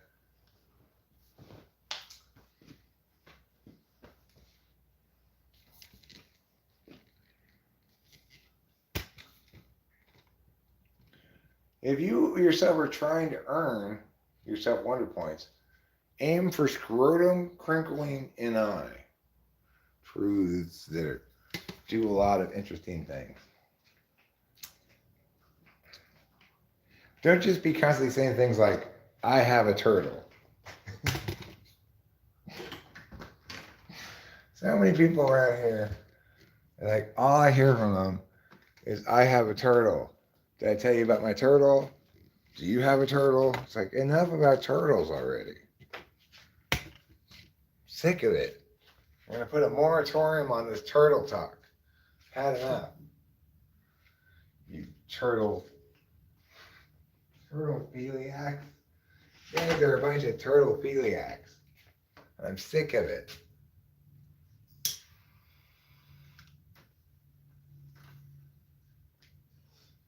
Don't get the butterfly trouble. Troll's trying to hunt this butterfly over here. Oh, good, it got away. He must have startled it with his heavy-footed paw falls. He wanted to eat it. He's still looking hungrily at it, see?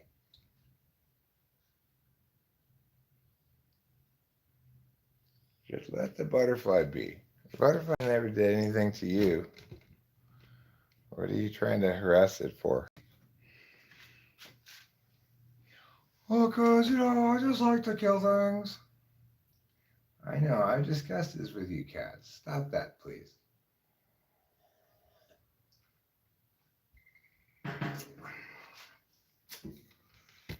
But he's still trying to go after that butterfly. Cats are not the most obedient of creatures. Sometimes I wonder if the cats even understand what I'm saying to them.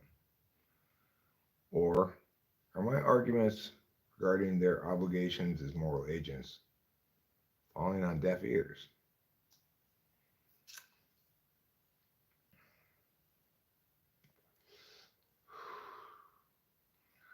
I like to operate under the assumption that while my cats can't speak anything or or won't convey that they do understand what I'm saying, that nevertheless they understand intellectually in full everything I'm saying.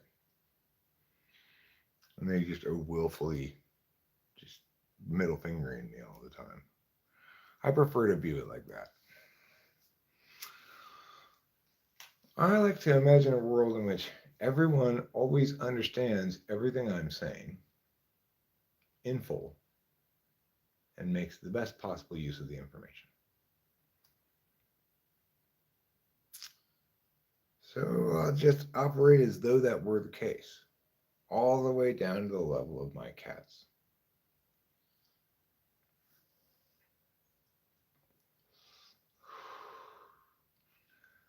That way, I don't have to worry about what's going on in the other person's head. I just have to worry about saying everything exactly right. And then everybody just understands everything and does with it as they wish. That's not consistent with reality, of course. But who wants to deal with a difficult reality of other people not understanding you very well or what you're saying or engaging with what you're saying in non understanding, valuing ways, is the best way to put it. I think it's better to just behave as though they do.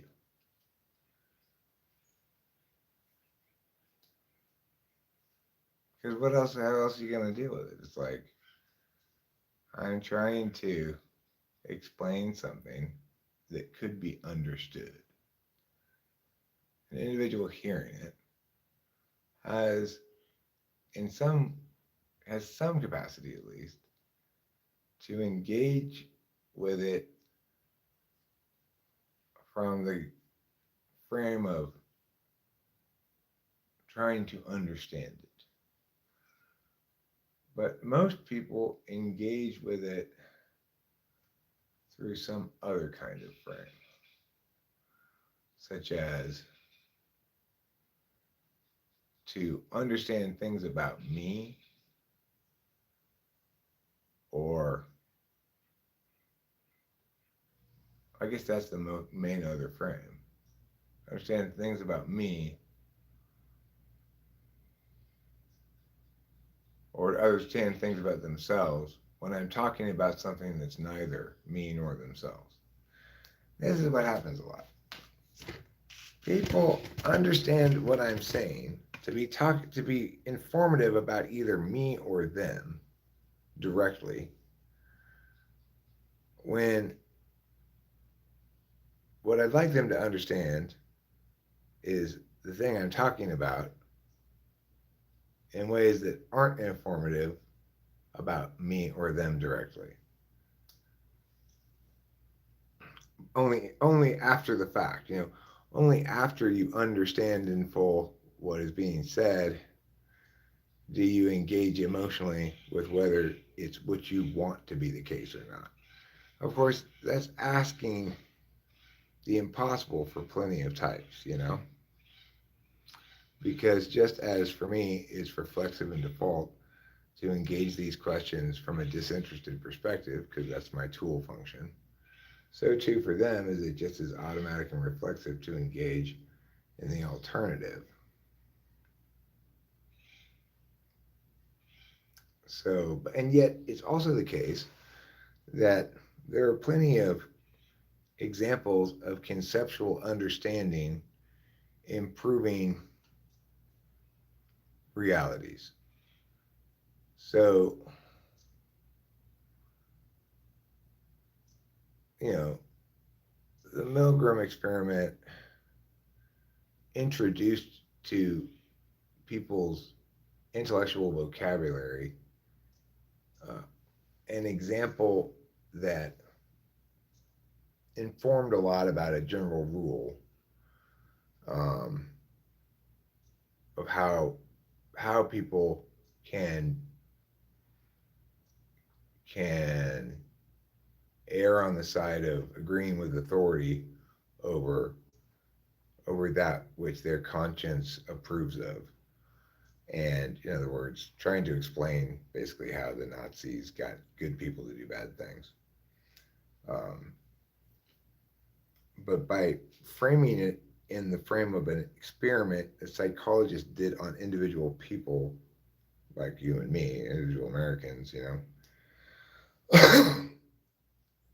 it it compelled slash allowed people to understand moral questions in terms of examples relevant to their own personal experience. And that then impelled an, an acceptance of there's a need for me personally not to be one of the people who made the bad choice in that experiment, right? So it shows you how understanding things can have a real impact on a whole generation's thinking going forward about a certain subject matter. But that doesn't that doesn't address the fact that plenty of people are not informed by it or find it uninteresting. Uh, they just aren't a personality type that thinks examples are informative about general rules because they're very particularist and they think each situation and example is irrevocably linked to a bunch of subjective stuff that's too mushy slash complex to make rules from, So I guess that's why they call it the blues.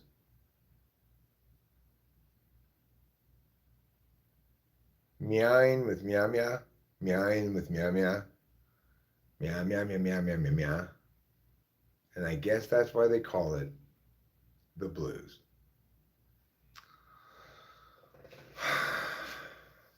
Elton John, you have no idea why they call it the blues.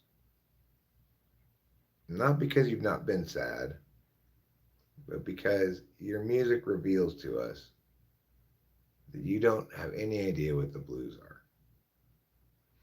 Nor do you have any idea what rock and roll is. Well, you have a fraction of a little of an idea of what rock and roll is, as indicated by Saturday Night's All Right for Fighting. But other than that, you are a Broadway musical who somehow got away with positioning himself as a rock and roll person or something. You make not very good music, and your whole Liberace meets meets South Pacific thing is just not working for me. I'm sorry. I know your glasses are unusually large, but that's not enough to win me over as a fan. I agree. Better to have glasses that are too big than glasses that are too small. But I'm not sure that having glasses that are too big is better than having glasses that are the correct size. Uh, that question is open for debate. Not for you. The debate's long since closed. You want glasses that ideally cover all the parts of your face that aren't your eyes as well as your eyes. INTP's a lot more wittier than INTP's. A lot more wittier indeed. I think just Whittier would have been fine. A lot Whittier, acceptable. A lot more Whittier? Hmm. Maybe one too many qualifying parts. Or modifying parts, I should say. Sorry. I used the wrong word. That just goes to show you what I got for being pedantic with you. Instant karma fail on the diction front. Yeah, so I get for being pedantic with you. I got an instant karma diction fail. Now everyone's gonna mock me. I've been humiliated in front of everybody. And when I go back to school tomorrow, all the other children will taunt me, shame me, maybe even beat me up. And the adults will all allow it to happen.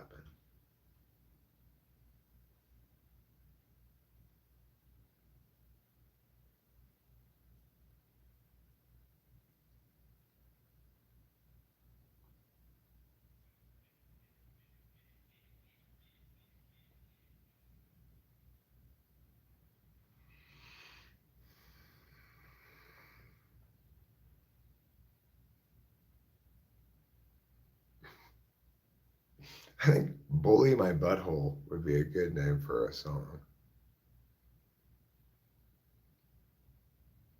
Like, get some,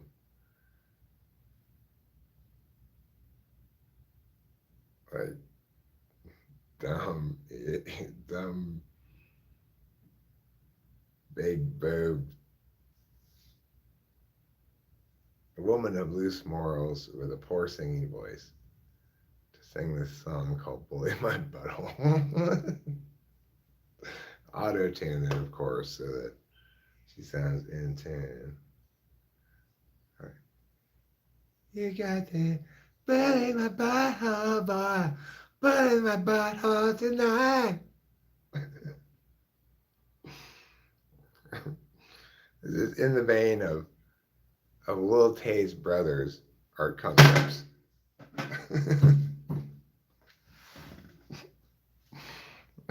I strive to emulate Lil Tay's brother as an artist.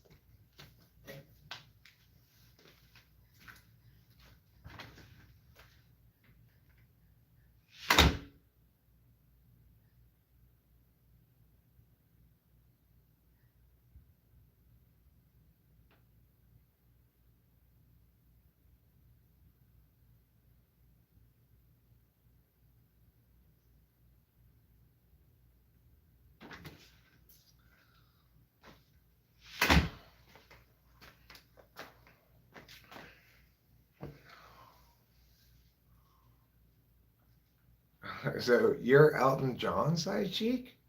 Oh my God, Sir Elton John, I am so sorry to be talking shit about you if you're going to come to my live stream. God, now I feel bad. If you think my live stream's cool, then let me just walk back from my critiques of you and your music. Not that I'm taking them back, I'm just walking back from them. And let's just pretend I never said that, okay? Out loud, you know? But anyway, welcome everybody. Please give your warm welcome to Sir Elton John, who here on YouTube goes by Side Cheek.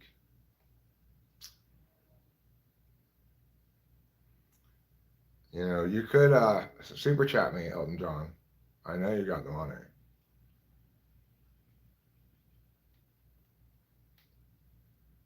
What do you mean you don't have any cash in your wallet right now? That's not how this works here on YouTube.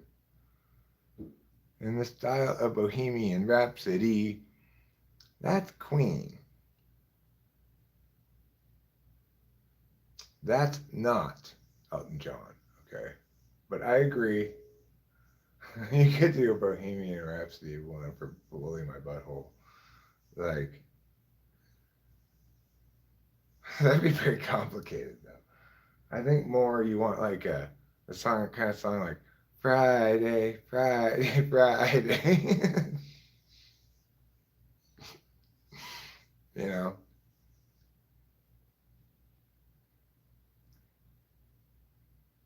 If you wanna get with me, boy, you gotta bully my butthole.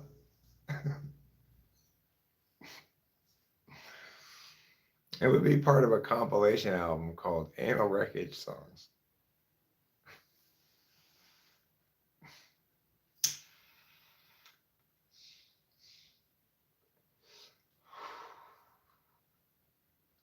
Which includes such classic hits as That Plug Ain't Big Enough for My Butthole Boy. Um, uh, where else would beads go?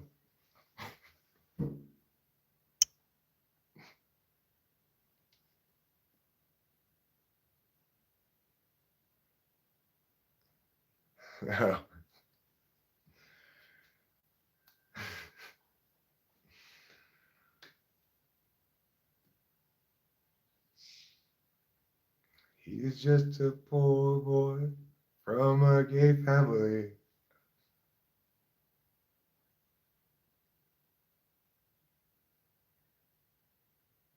Hiding his cheeks from them.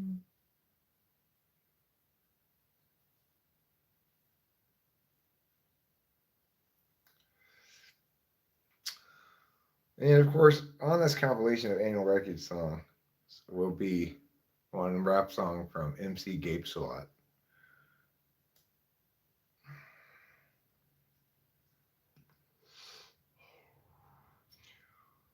I could fit a man's full-size head inside of my anus. Yes, indeed, I can.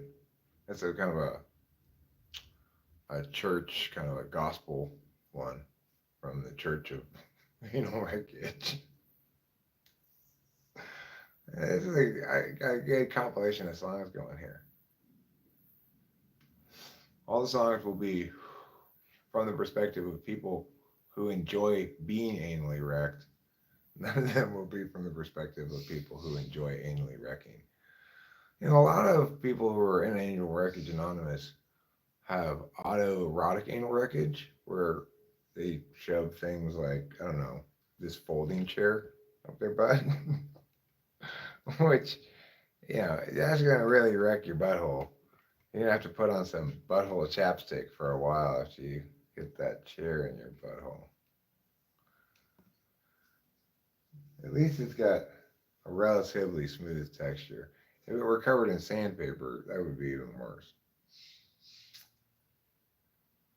I'm sorry, I don't mean to make light of the serious plight of those suffering addicts in Anal Wreckage Anonymous.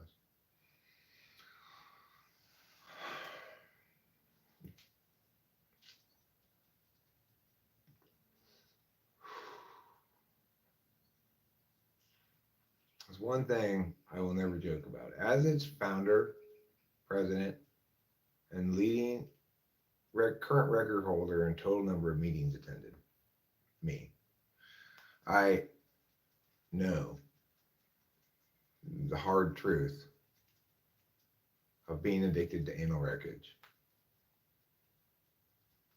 Nothing to make light of.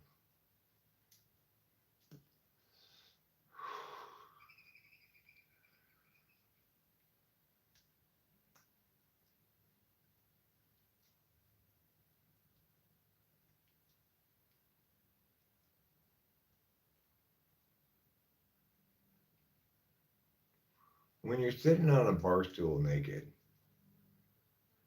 and the whole seat of the bar stool goes inside your butthole, you know you've been engaged in anal wreckage for too long.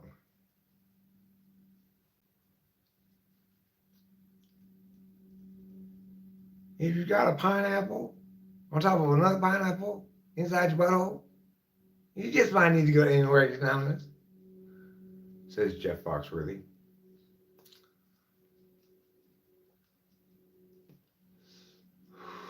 Also known as the 20th century's most hilarious man. Boy, Jeff Foxworthy. Now there's an artist. Put him right up there with Carrot Top, Jerry Lewis. among history's great comedians.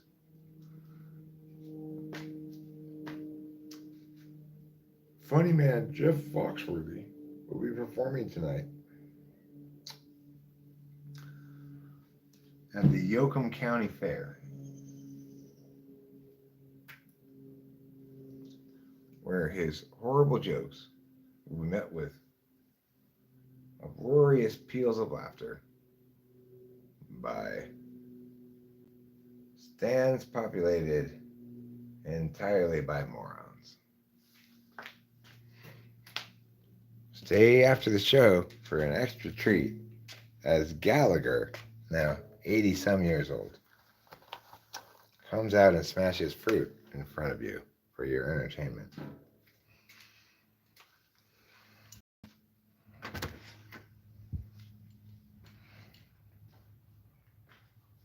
Oh, see, can you see by the dawn's early light what so proudly we hail in the twilight's last gleaming? Whose broad stripes and bright stars through the perilous fight?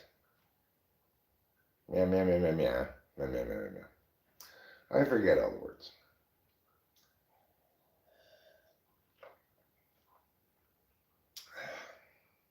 Sure, we could do a Pearl Jam-esque in a wreckage song. I'm not opposed to that. Besides Chic,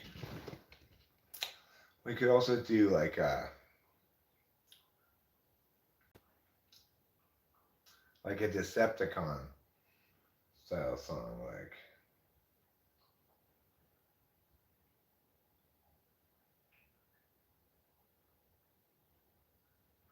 it's in my butt. That lamp is in my butt. Like a punky sounding girl saying, "Get out of here if you won't put that big thing in my butt."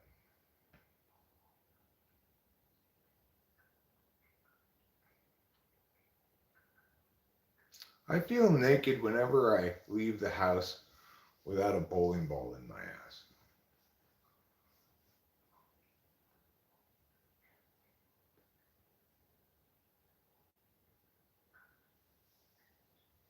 Making the last days of an 81-year-old man's life with no family to speak of get through life after the jab has been a challenge.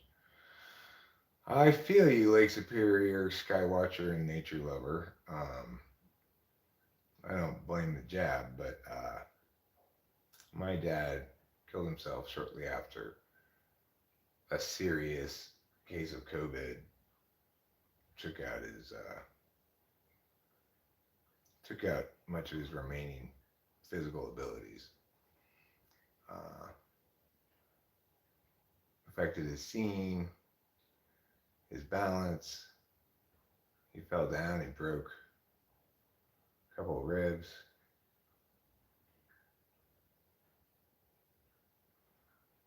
So I know how much of a challenge that can be, dealing with an old man who's basically lost his wife, you know, because she had dementia, was in the nursing home, couldn't see her anymore because of COVID restrictions, ridiculously,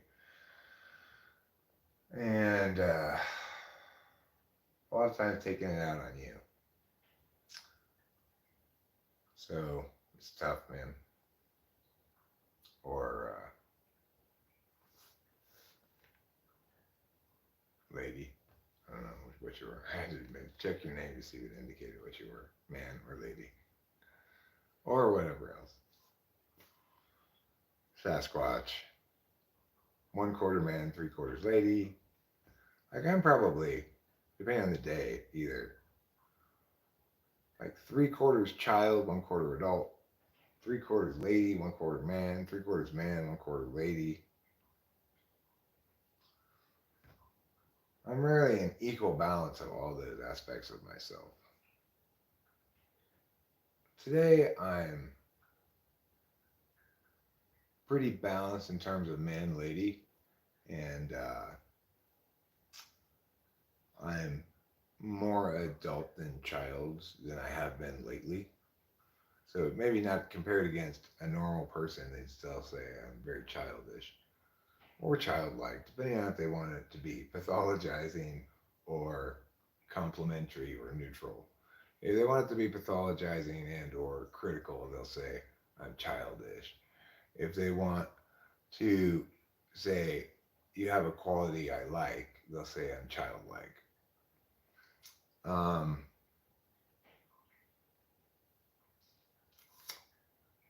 so I don't know how I got off on that sidetrack.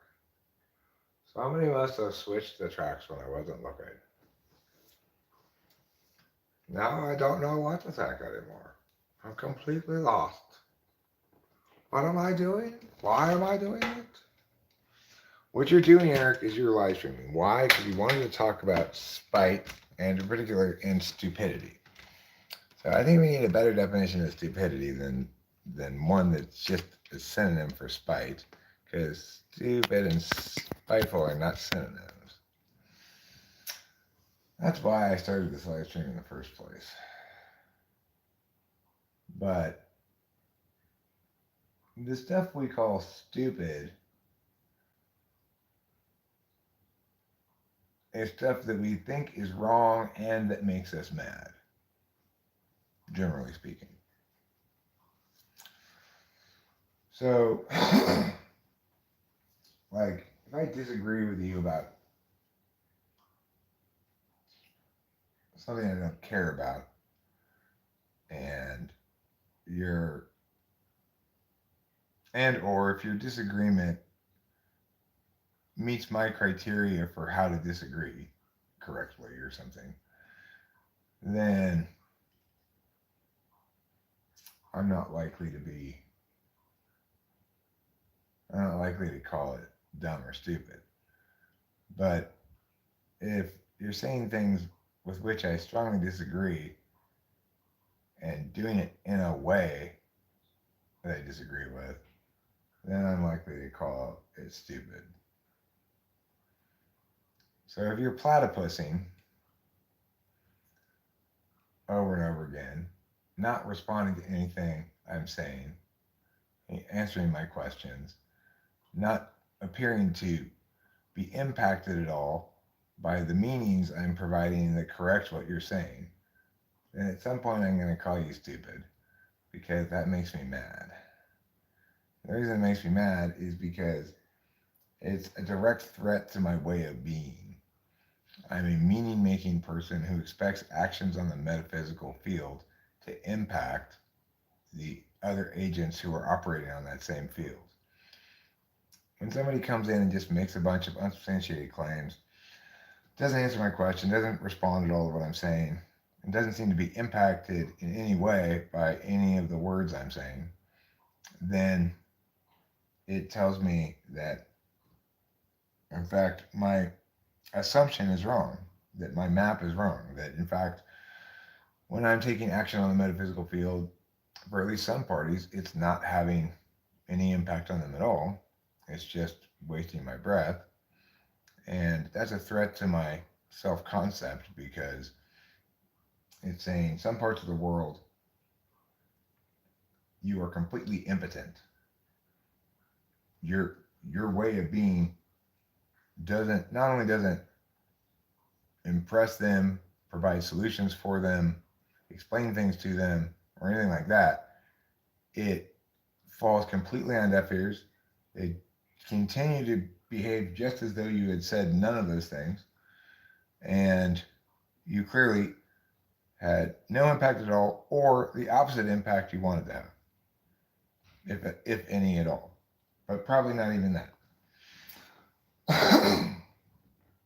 So it's like that forces me to come to terms with a world that can be foundationally, like structurally unfriendly to me in a way that renders me completely powerless to do anything about it, because it's like that's how I go about doing business. If I can't accomplish results with that, then I can't accomplish results at all.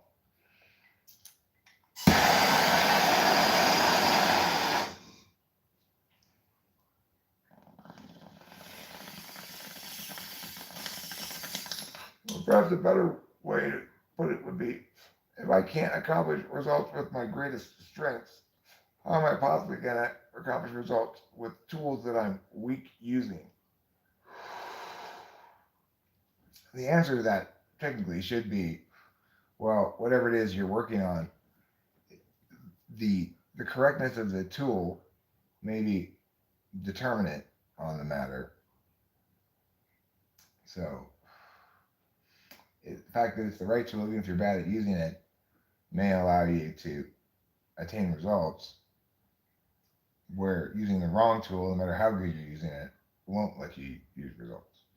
The thing is, having a two-function stack means you've got the each of the circles of dominion that each of the first two functions has, plus a third circle that represents their dynamic interactions and the additional ground that that opens up, right?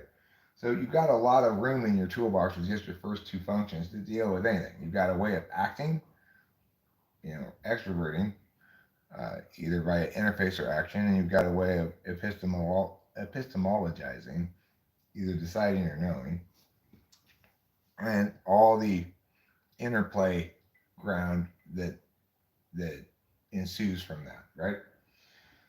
But even so, there are plenty of times in life when there's nothing within that Venn diagram I just described that is appropriate, useful, or will attain results in context meow.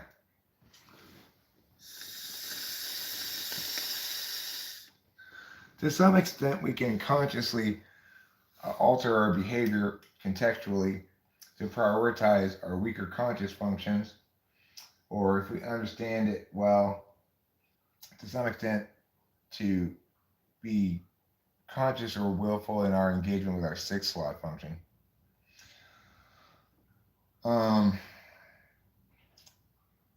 But if we attempt to rely on our capacity to attain results via our fifth, seventh, or eighth slot function, or really even our fourth, we are doomed. We are doomed to fail, no matter how hard we try to use those things, and no matter how appropriate they are to the context. If the context is that appropriate to them, we're fucked because we can't use them very well.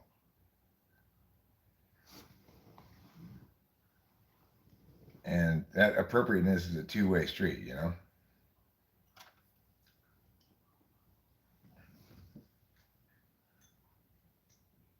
Like one thing here's an example of how I could be mindful for a stretch of time about a weaker slot function. Let's say I've got a 3 day opportunity trip. Let's say I were called out to meet with executives to talk about making a show of some sort. Let's just pretend.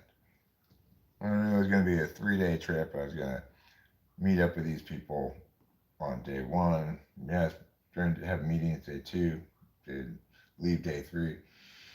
I would be able to sustain both the SISE, in other words, being responsible and attentive and on top of everything, and attaining to my personal hygiene and all that kind of stuff, and also FE considerations, like playing it cool for that stretch of time and not making people dislike me for that stretch of time, being willfully attentive to how things play more than what the truth is or whatever.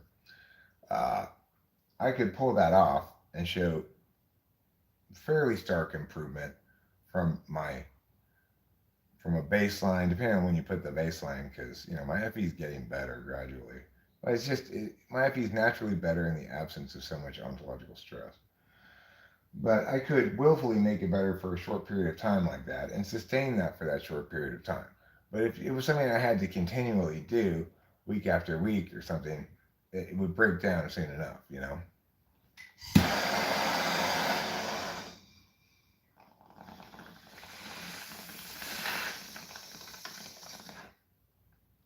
It could, I could theoretically thrive in a situation, not even theoretically, I have thrived in a situation that required me to use a certain kind of TE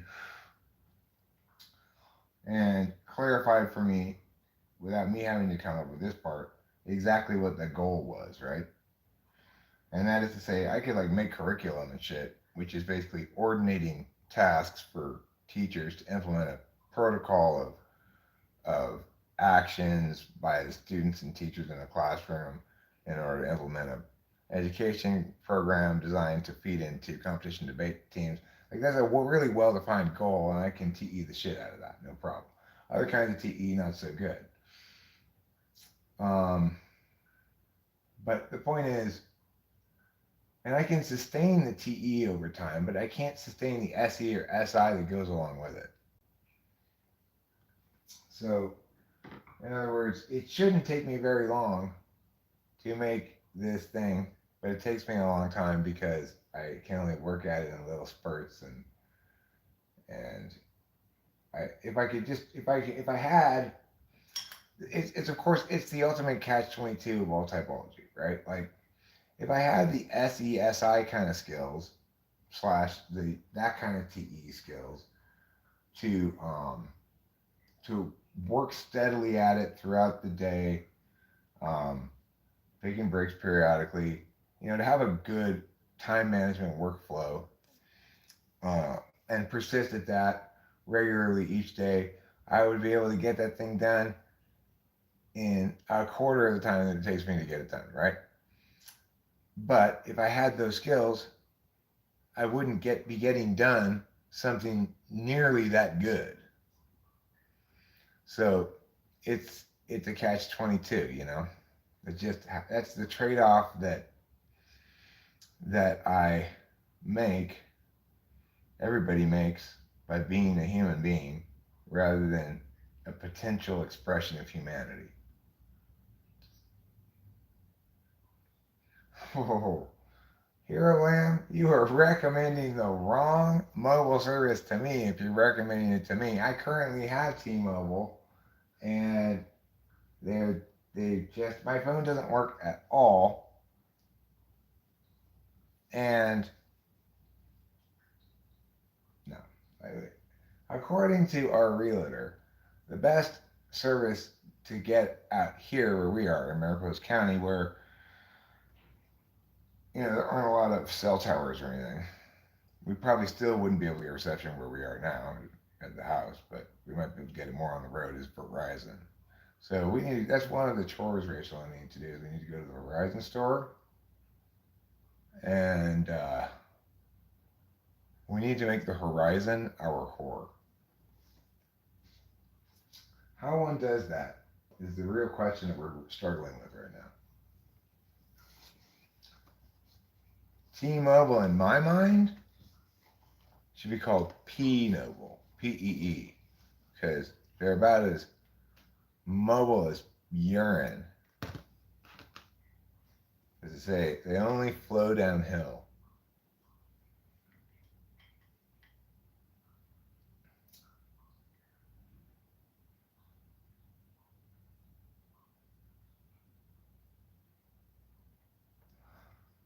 Lake Superior, Skywatcher, and Nature Lover. That's one thing about my dad is his mind was strong really till the very end. He wasn't forgetful of things. He wasn't irrational. He got a little irrational in his kind of just general, just I'm done with life, negativity and stuff. But it's understandable. Loses his wife to dementia, etc. It's gonna be a week of 100+ degrees days in San Antonio, and the motor to my AC exploded 2 nights ago.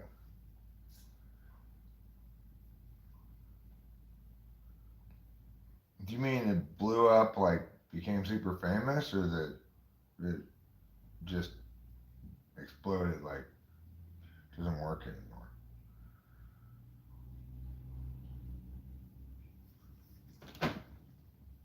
Because, I'm interested in stuff that explodes on the scene. We were talking about Lil Tay earlier. Is your AC motor like Lil Tay? Okay, cool.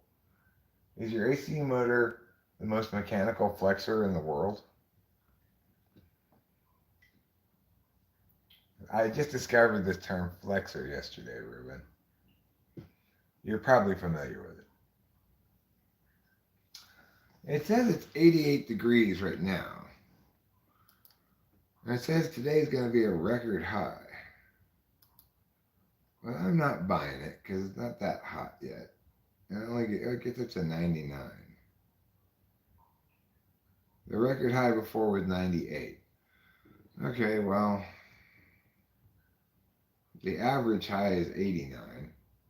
So it's only 10 degrees higher than the average high. It's not that hot. 99.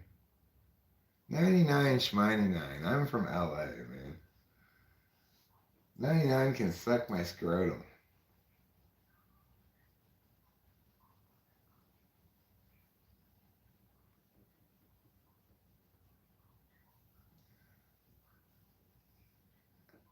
So you're familiar with the term flexor? And are you also familiar with the person Lil Tay? I read such an interesting article about, really it's about her brother is what the article should be. It should be about. Her 16-year-old brother, Lil Tay, is his art project. And it's his little sister too. And their mom's in on it too. But I didn't finish the article. I need to go back and finish the article. I found it fascinating that this guy had this concept of getting his little sister to be an internet meme star, whatever you want to call it, by having her be the youngest flexor in the world. And the process by which they made those videos and stuff, I thought, that's fascinating. Like, he line coached her and stuff, right? She's naturally a good actress, apparently. I haven't seen any of the videos, but yeah, I saw the picture that they had in the article of her, but I haven't seen any of the videos. But apparently she's naturally a good actress, but her brother line coaches her on all the things she says, how to say them, what the inflection should be, etc. And she's very coachable as an actress, I guess. And the mom's a real estate agent, and houses that she's selling provide sets for this little girl's purportedly pimpin' lifestyle or flexor lifestyle. So the whole concept of a flexor is interesting to me. It's somebody who becomes famous because they're showing off how pimpin' they are all the time. Is that the general concept of it? And like, is it always like money?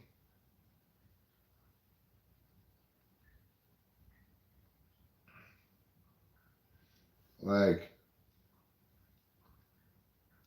you broke ass bitches ain't my sandwich is worth more than you broke ass bitches combined. Like that.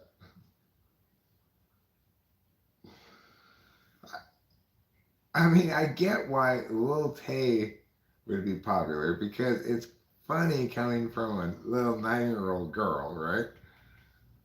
But is that a strategy of becoming successful? Like telling people how much more richer you are than they are and showing off your fancy objects? Yo, this lamp costs more than your college education, bitch. Like that. I mean, is that that somehow a strategy to be successful? Maybe I should be the oldest flexor in the world. I should be like,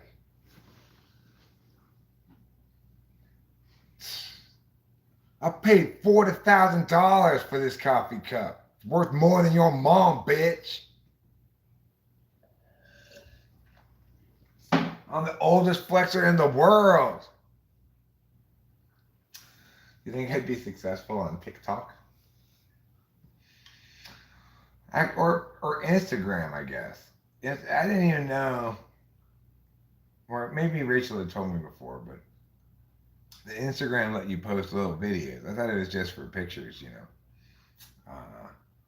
But I guess you can put little videos on there. And in fact, it seems like Instagram maybe where young people are more around, because like Johnny replied to Rachel's comment on his Instagram post. So, but he doesn't seem to reply to things on YouTube. And he probably knows what's cool. So I'm thinking perhaps Instagram is considered a more cool place than YouTube. Not that it's going to change what I do at all, but just coming to terms with that. I guess I'm not in the cool place. I'm at the kids' table, and the kids are at the adult table.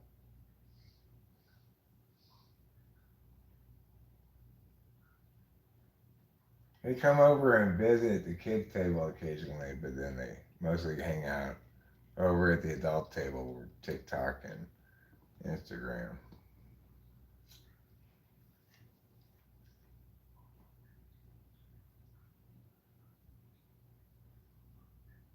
Look at me shaking, look at me shaking, look at me shaking my boobs. Like, just picturing like things. This is how I imagine TikTok being. It's like some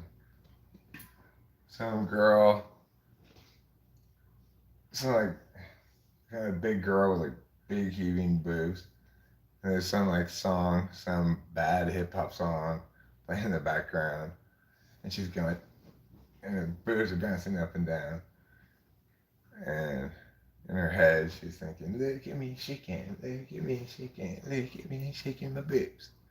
And there's like 10 seconds of that, and then it gets a million likes, and yeah, I imagine TikTok is just being like that, basically. Maybe Trish, my inner woman, could make headway with her A cups on the TikTok or the Instantgram. If I were really an old person, I'd call it the Instantgram. If I were really old school, I'd still call Meta the Facebook.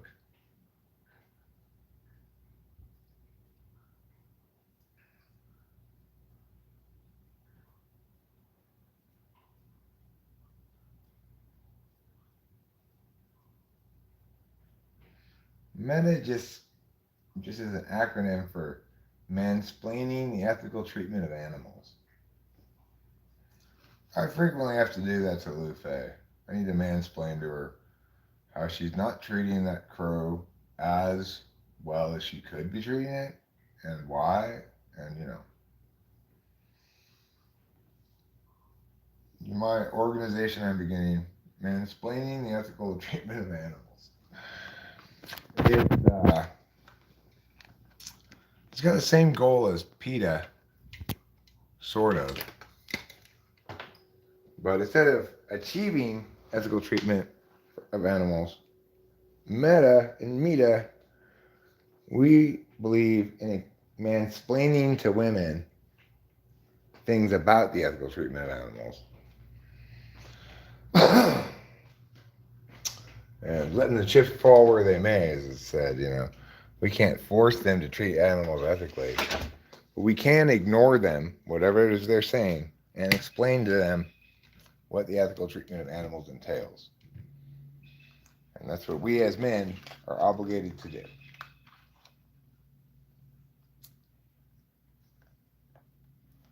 As these days, it's like yak, yak, yak. That's all that comes out of these women, I tell you.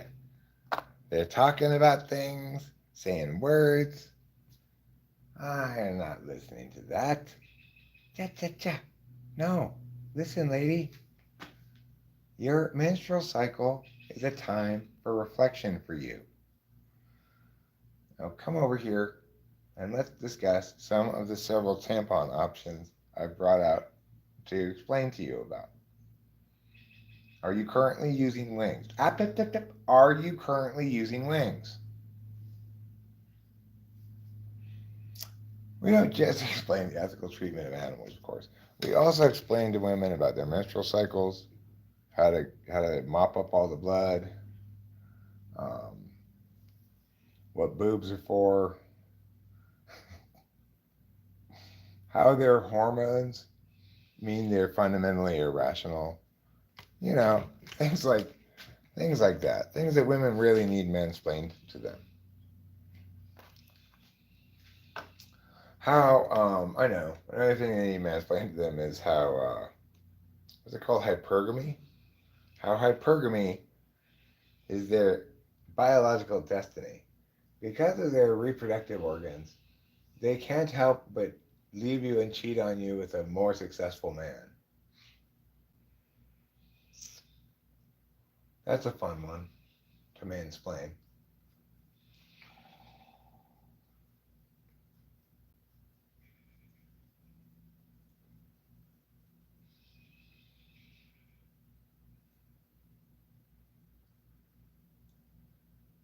Listen, listen, honey, sweetie, baby, lady, listen. Just your job is to learn from my mansplaining, okay? And I want you to find my condescension flattering. Okay, sweetie? You're a real cutie.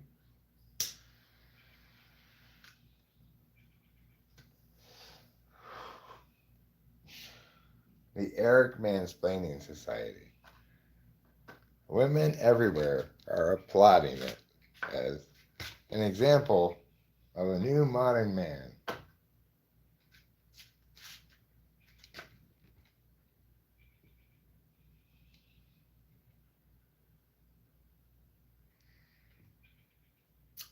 Who would like, who would say, how many women here, if there are any women here anymore, would like that Eric? I bet the answer is none of them. And yet, such people exist in the world, even though it seems to me that they're just making girls not like them.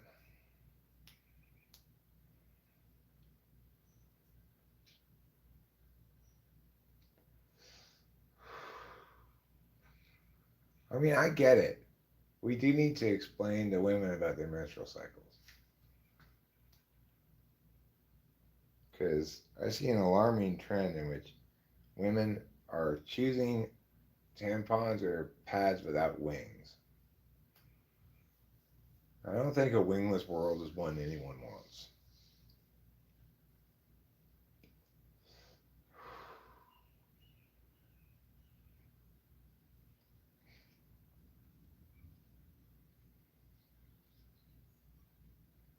I really think it would be funny, although I'm sure the lady wouldn't think it would be funny. If I went in the supermarket and we went down the aisle where they had tampons, and I see a lady looking at them, I come up behind her and go, are you sure about that? I wouldn't go with always. Yeah. Unless you get the ones with wings, of course. Excuse me. She might make a big fuss about it. She might not get how hilarious it is. That's why I never follow through with ideas like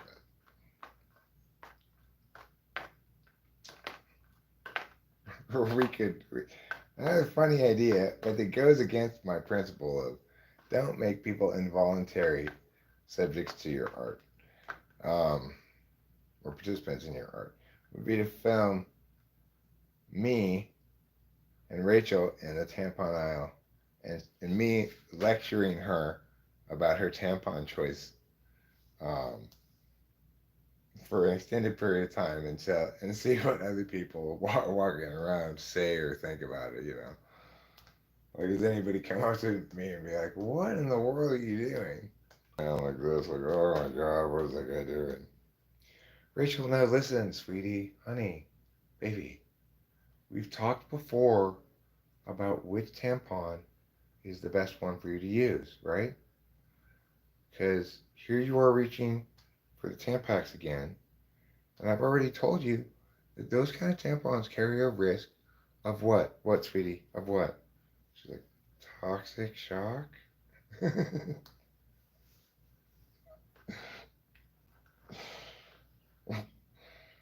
Can you imagine being in a relationship with that person or that guy? How horrible would that be?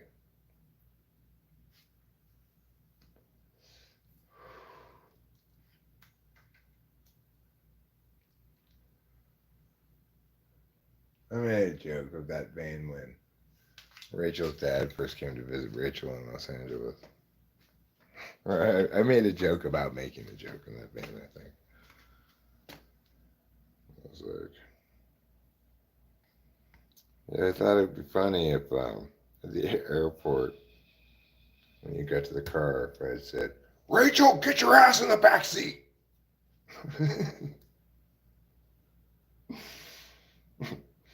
They would have been like, wow.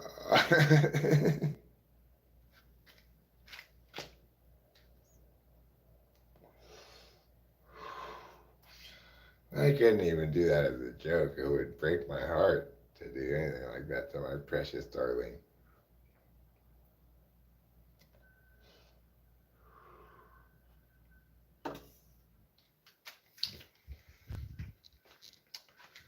Because she's precious and tender to me, like a precious Christmas tree in the season of time.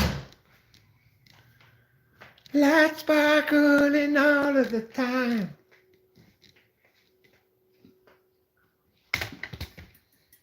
Okay, well, I've very often, during the course of this live stream, created number one hits on the fly. But I think the best of them is definitely Don't Boil Me Alive. So if you're looking for a summer track for your summer vibes playlist, consider adding Don't Boil Me Alive by Eric. It's a real treat. And with that, I'm going to bid you all adieu, which means goodbye in, I believe, Navajo. And wish you all a very pleasant good afternoon. I may stream again later. And I hope you all have a wonderful time being you. I hope you are loved by people in a healthy way. Goodbye.